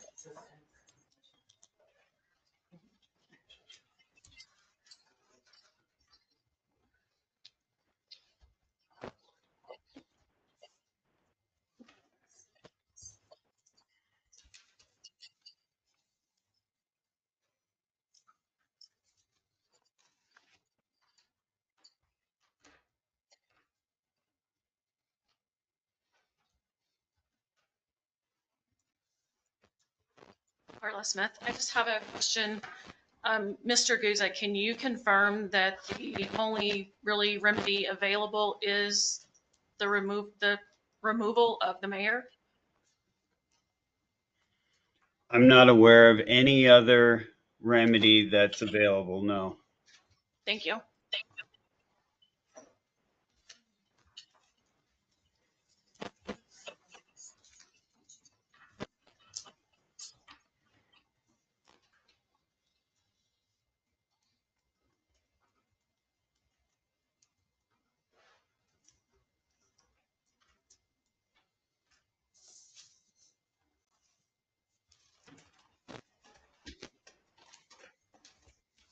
We're still in public comment. I guess we can do first and last call, first, second, and third.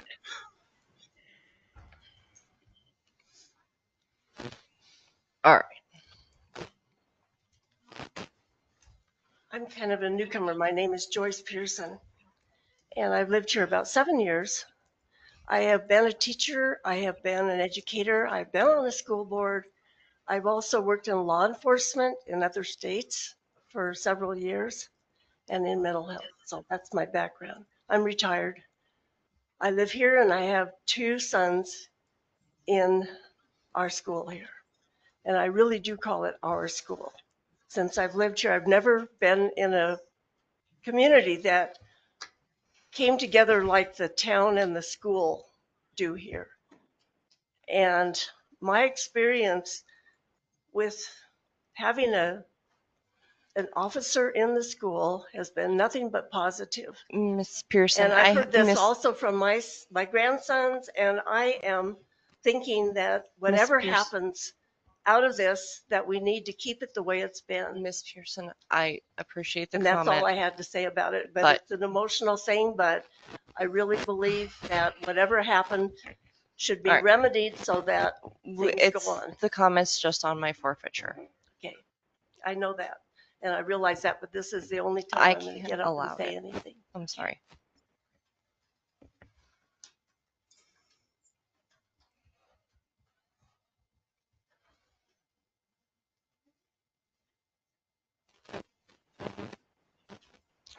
Last call for public comment on my forfeiture.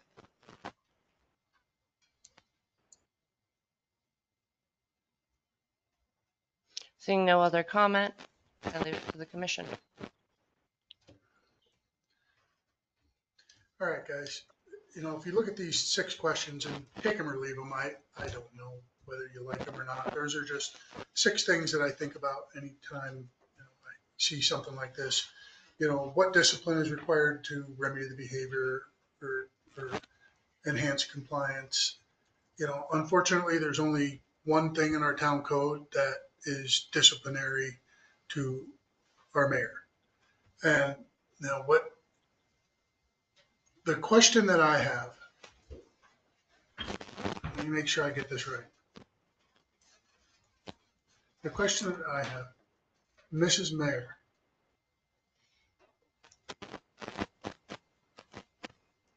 why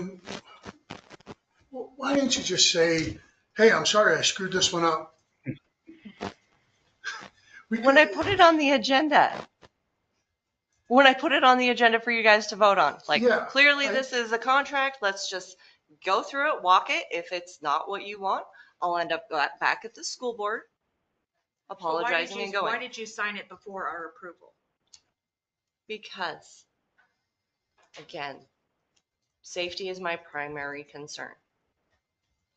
I wanted something enacted, a ball rolling, so that the school could at least start with some amount of safety measures. When we formed the committee, we did not disclose. And I should have. And I will tell you, in all of the meetings and everything that I have done, I've tried to leave a separation of emotion out of it. I abolished a department that I was part of legally. I should have disclosed that I had close contact and a sit-down dinner with Melissa Jenkins in my high school career, which led me to then compete, actually not compete, it was a pilot program through Family Career Community Leaders of America called Stop the Violence Program. That was enacted because Melissa Jenkins was, at that time, the FHA president. She was the one shot in the back in Kansas. So maybe when you sit down with somebody and watch their life change right before graduation and sit down and have dinner with them, you will do anything at that point to help prevent somebody else from being in that situation, if at all possible. First week of school, we'll do what we can. I have not liked telling Officer Moore, we're not doing our full schedule. He has a completely different schedule during the school year. We are running a summer schedule that is based more on weekends and rotation of this, that, and the other. He's not available to be at the school right now because of the summer rotation that we are running. I still ask him to go through on the mornings, knowing that that's when those shootings happen. I should have disclosed that I wasn't going to separate that one. I have taken steps since I was 16 years old to ensure that that doesn't happen to anybody else that I know. If that is what I go down for, I will still sleep at night.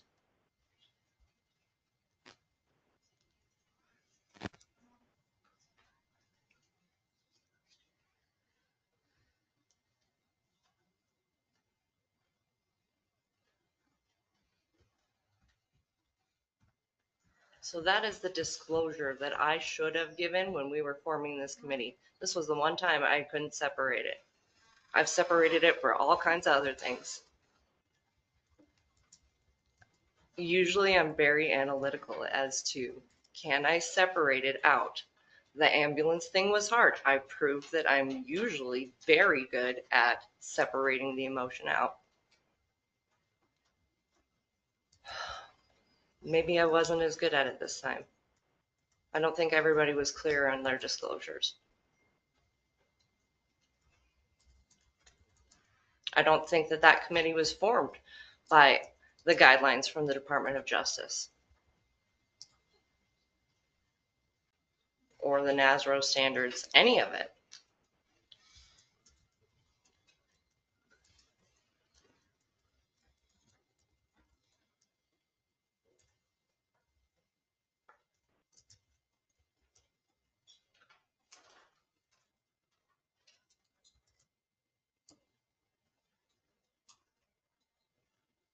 So what I heard, correct me if I'm wrong, I'm summarizing here.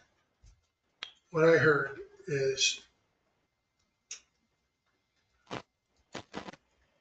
you signed this to get John Moore going at the school, and it was because you had emotional connection with that sort of position, and you chose to do it, but it was because of that emotional connection with that person. I don't remember who you said. Her name is Melissa Jenkins. She was shot in Videlka, her group shooting in 1997. And at that point, she was FHA president, and then she enacted a program to try and help kids not get to this level. If I could interject, as a as a town resident, I don't understand I'm sorry. why I'm sorry. We're in commission comment. I've closed public comment for. commission comment, you're discussing things that are a personal matter that regards to the town. It's I'm sorry, sir. unrealistic to understand. Ginger, You can kick me can you? out, but I'll take the note. I'm sorry.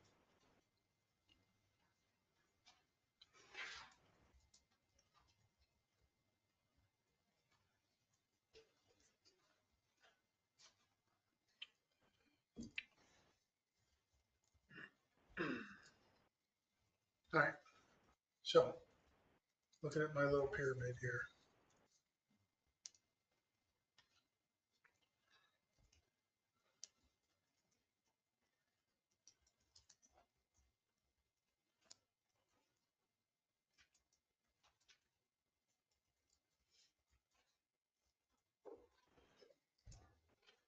I mean, so here's where we're at.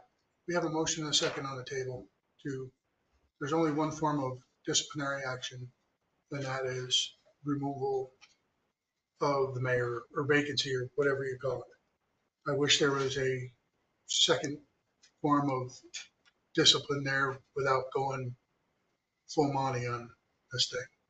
But there is. You know, it was a choice. Was this a momentary lack in judgment or a trend in behavior?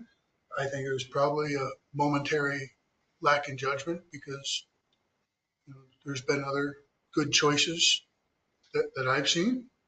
Does this violation reach the level of disciplinary action? Probably, but the only disciplinary action we have is hang them or let them go. I mean, that's really what it says. And then what disciplinary is required to enforce compliance? So that's where I'm struggling on this, and I could use you guys' help. So I guess I would ask, I mean, I don't know who wouldn't like to know the answer to this, but what Mayor Nikki would propose for questions 5 and 6. What disciplinary? I mean, I know we can't actually assign any disciplinary actions, but what? Yes, how you personally would propose. So again, I guess I would say that there were other violations of the prohibitions that called for forfeitures of seats. I chose to educate and then give the opportunity for improvement. Because last I checked, nobody in this room, well, not everybody has a degree in what we are doing here.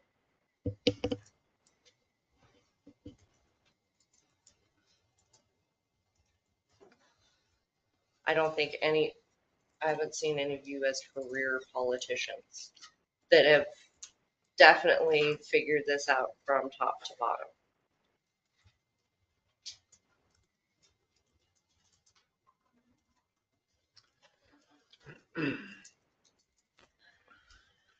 Okay, for me, okay, was it a mistake or a choice? I think it's clear that it was a choice. It was made. Does that go to the entire trend in behavior? I don't believe that it does. I don't think you've done anything malicious. Have there been other mistakes? Absolutely. Have I made mistakes? Yes. Should I step down? Absolutely. My question becomes the disciplinary action. How do we move forward?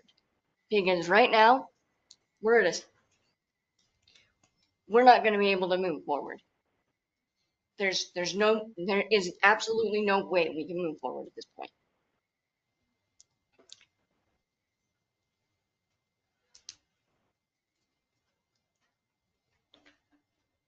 Move forward with your item?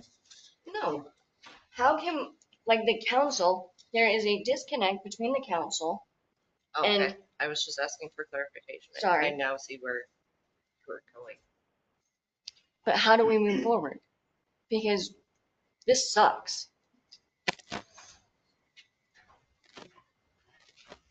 I didn't say it, but it's been going around. You can be bitter or you can be better, and that's how you move forward.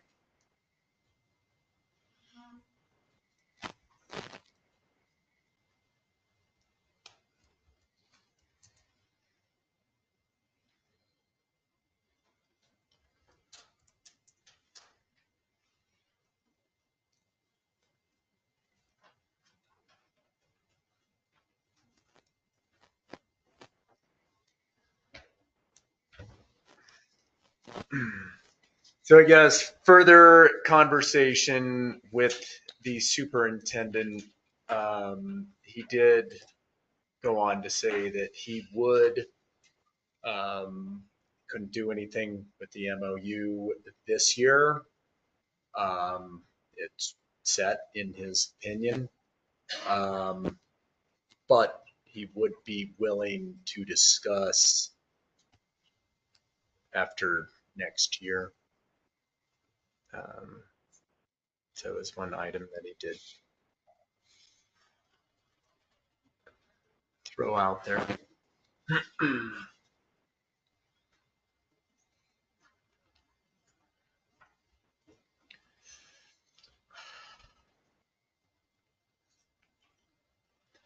Yeah, I guess one thing we definitely all have to think about, like trainings that I've attended with Dan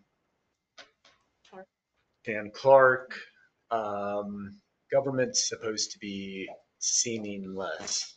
We are definitely not seamless right now. We are making headlines in the newspaper. We're on every form of social media that I'm not on Strava, actually. Find me there.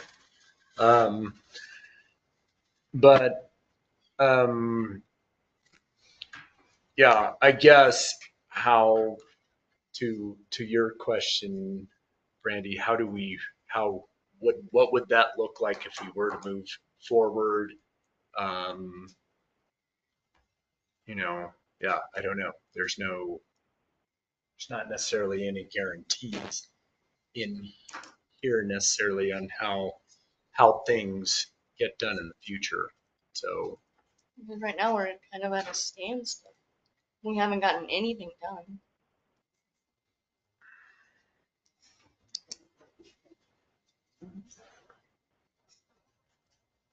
And I think we're all on the same page. We wanted to work on water, sewer, infrastructure.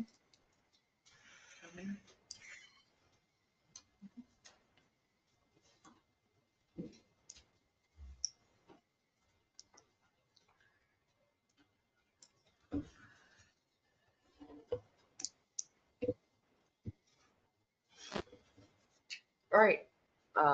Would you like other discussion? Are you ready to vote? Yeah. Where are you at? Thinking how to say this. Just give me a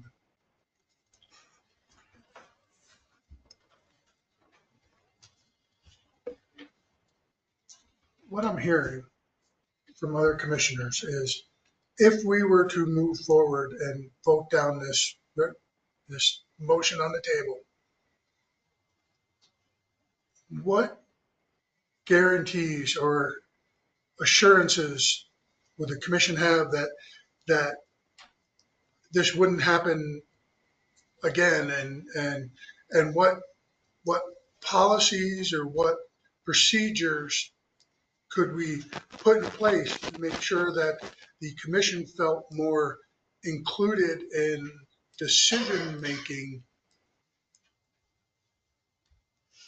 So down the road? that Does that make sense? before any of this, before you chose to make this motion on August 22nd, the day prior, I'd already spoken to Commissioner Hardy and said that probably the most appropriate is a Monday meeting with Commission Chair to review all agendas to make sure I'm not missing anything and that I'm not missing anything. And he said he would be amiable to that. Am I?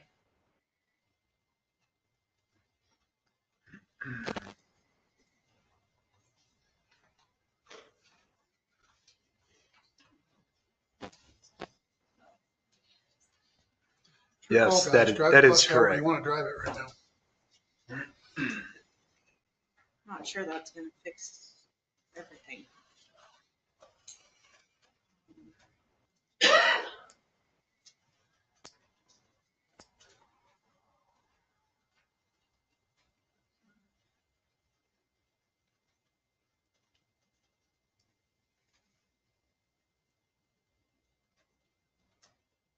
Mr. Abernathy, what's your thoughts here? Another quiet.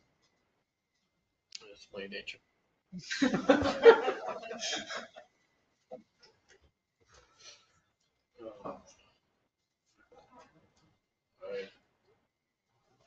I hear what the mayor's saying about, heard about intent. As far as not, no, there was no malicious intent or, or other motive. I think it was.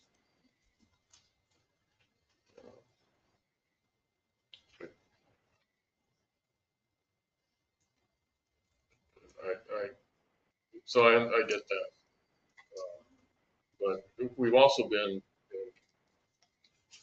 in how many meetings that we've had. We've always raised the issue of communication, that there needs to be more communication of things that are going on and happening. By that, I mean communication between what's happening on, I want to say the mayor's side of the fence, which is the mayor and the town employees, versus the commission side of the fence, which is, us sitting here. I don't know how to make that, how we make that better going forward. I think that's really where that's where the whole breakdown is. Yeah, That could be a lot of stuff, I think, can be attributed to that. So I don't know how to fix. I think that's a number of the town employees, when I say city employees and stuff, have voiced their concern about a hostile environment when they come to the meetings, whether it's certain issues at hand or the budget or whatever it might happen to be. And I think a lot of that is a lot of better communication, I think, would help alleviate some of that. Because I think at the end of the day, we all have the same goal, is to do the best for the town, and the best for the taxpayers.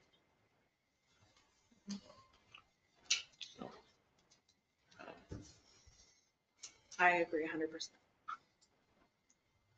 Me too.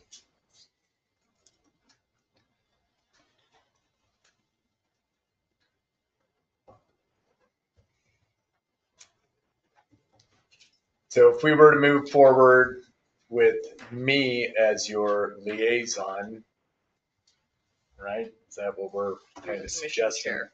Commission, well, I'm commission chair, but just,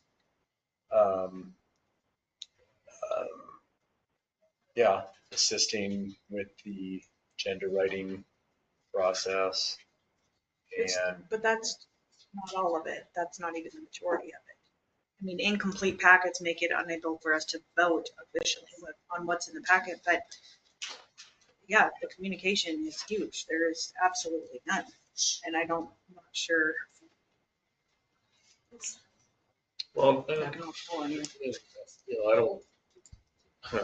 don't know that's really a topic for discussion right now.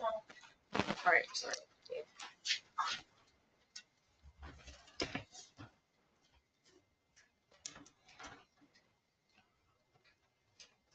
Sorry to interrupt.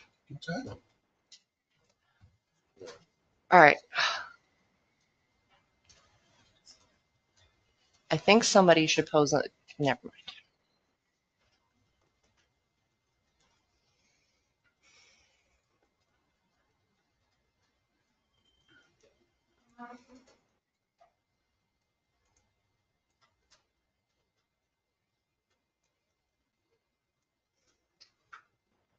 What do you want to do, Corey? You're in charge.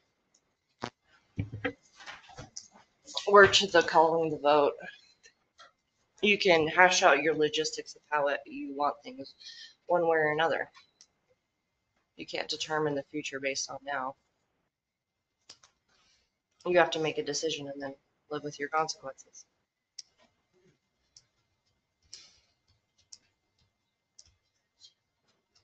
Oh, I said it.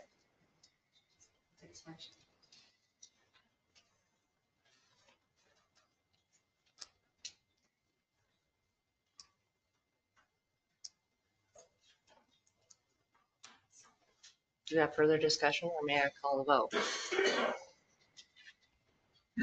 Can you reread the motion that's on the table, please? A determination of whether the mayor should voluntarily forfeit her position, or if unwilling to do so, whether the commission determines the office of the mayor is rendered vacant.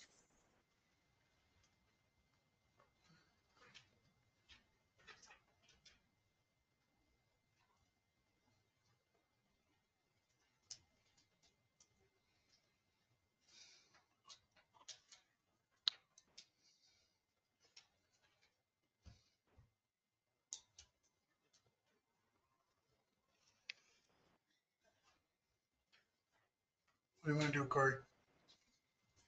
You want to call it?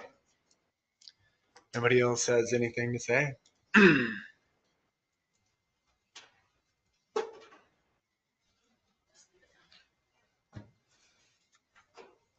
Craig? So I have a question. It's that second bullet there that whether the commission determines the office of mayor is rendered vacant. Is that a yes or no? I think that's officially what the motion is because Yeah. she's on.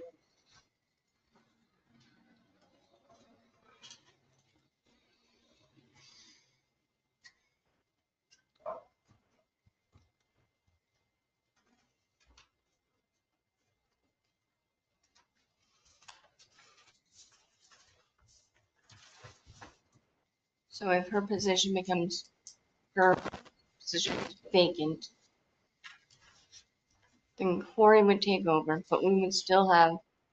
You have to go through the appointments. Exactly. Okay. It's not.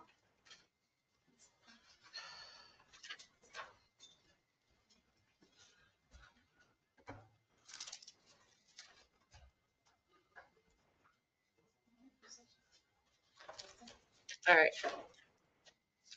Give me a Very good. second. I'm looking Okay. at something. He's digging in his book.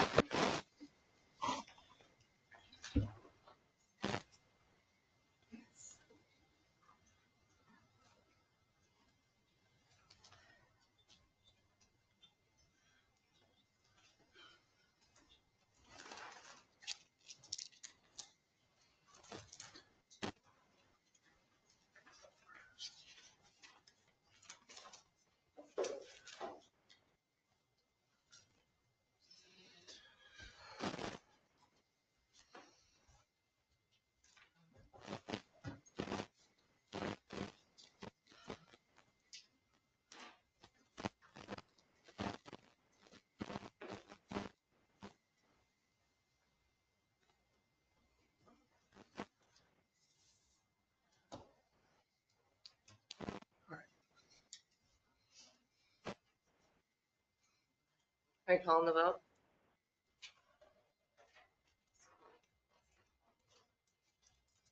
All right, Mr. Wade.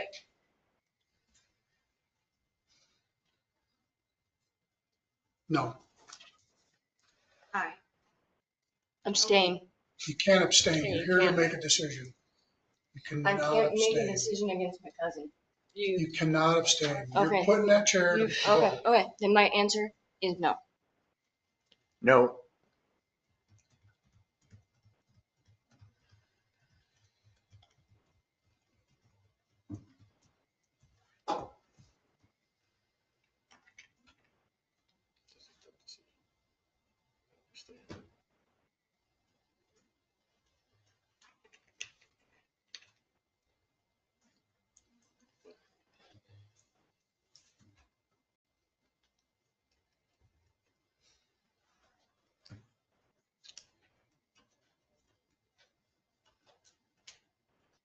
guess it doesn't matter.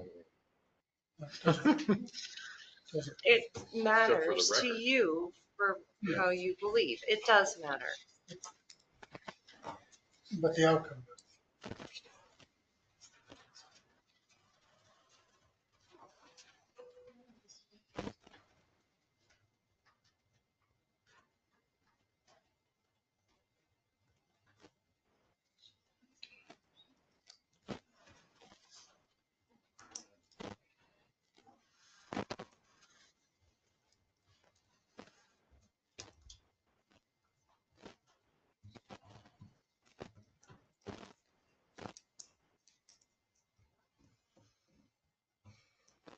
This is one of the moments where I'm glad I don't have to vote on anything.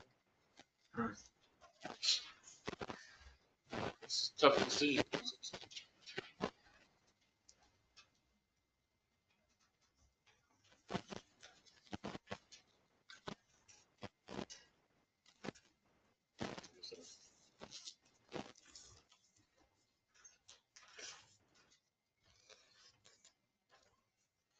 Say no.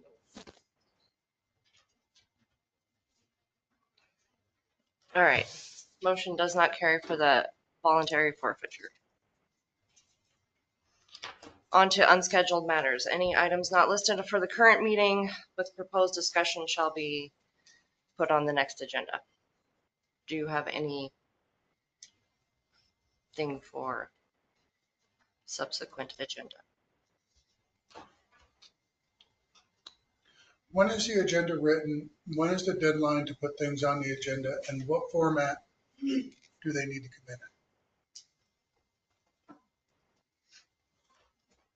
in? There are guidelines from MSU that we've not officially adopted. If you look in our stuff that says you can, that it's actually kind of to the commission to make policy as to, or maybe it was in the handbook. I don't know. I would prefer 1 week in advance because everything comes in at the last minute. And you want to know why things get dropped out of the packet? Because haste makes waste. 1 week in advance. What format? Email, written to Ginger? Exactly Email. what format? Yes. I was just gonna say, it should go to the mayor because she sets the agenda. Is that what it is?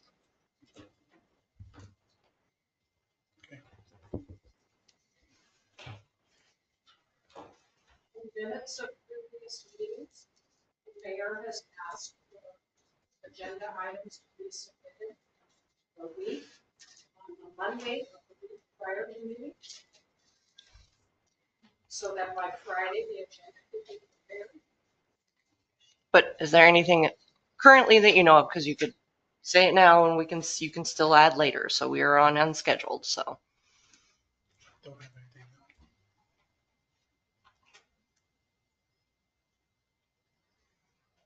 No? Then the next item. Somebody has to move to adjourn. Motion to adjourn. Is there a second? Second.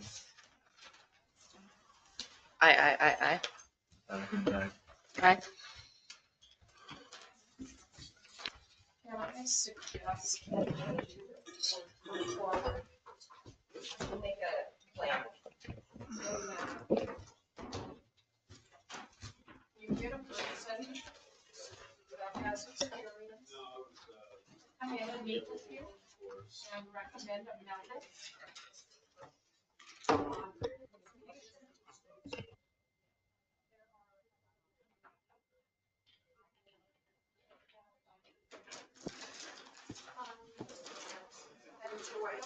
Someone from the outside has no emotional.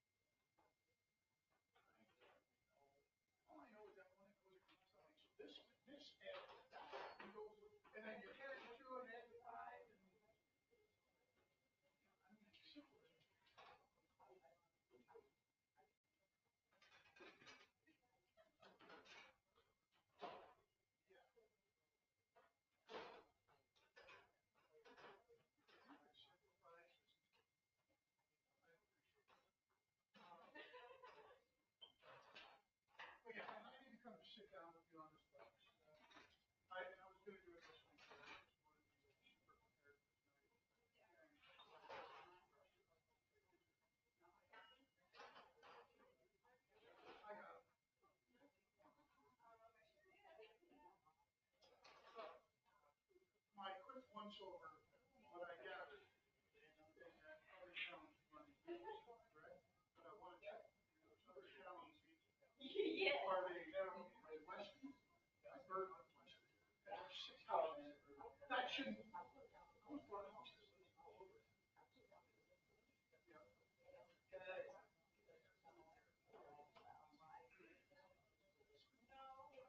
That's what I was wondering. And do they have a meaning the sewer?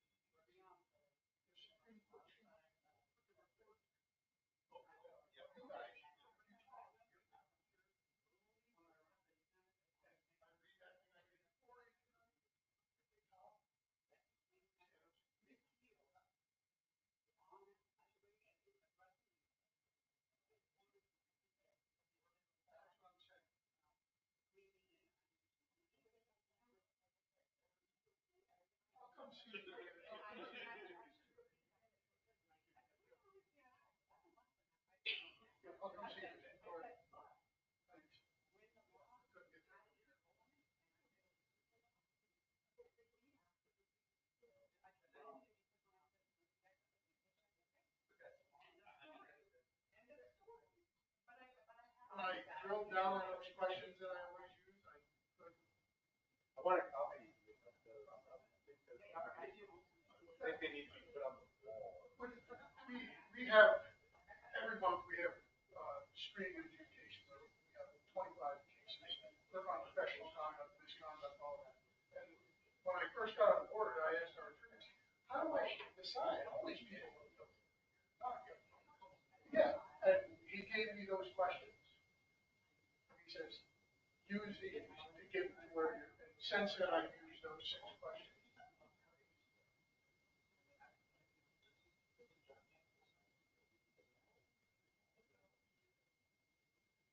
Yeah.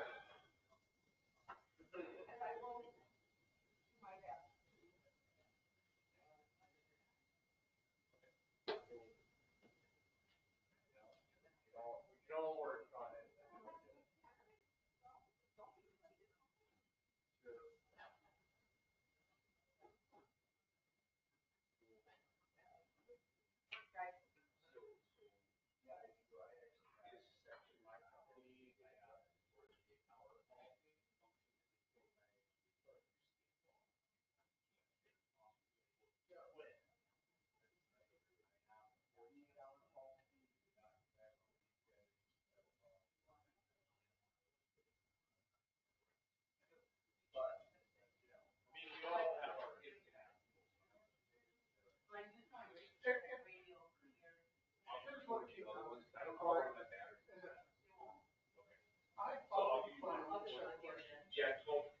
If I followed those, I couldn't get them.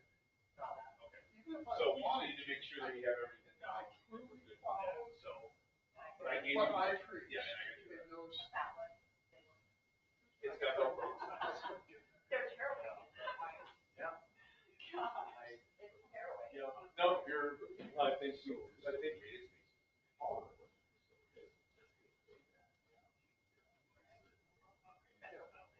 And I could throw those questions out there, but.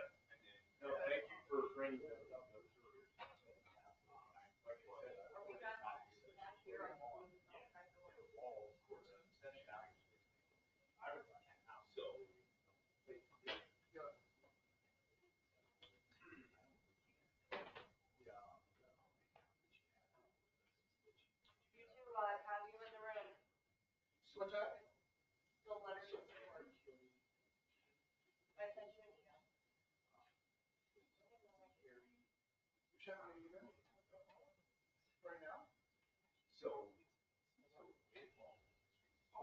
Good night, everyone.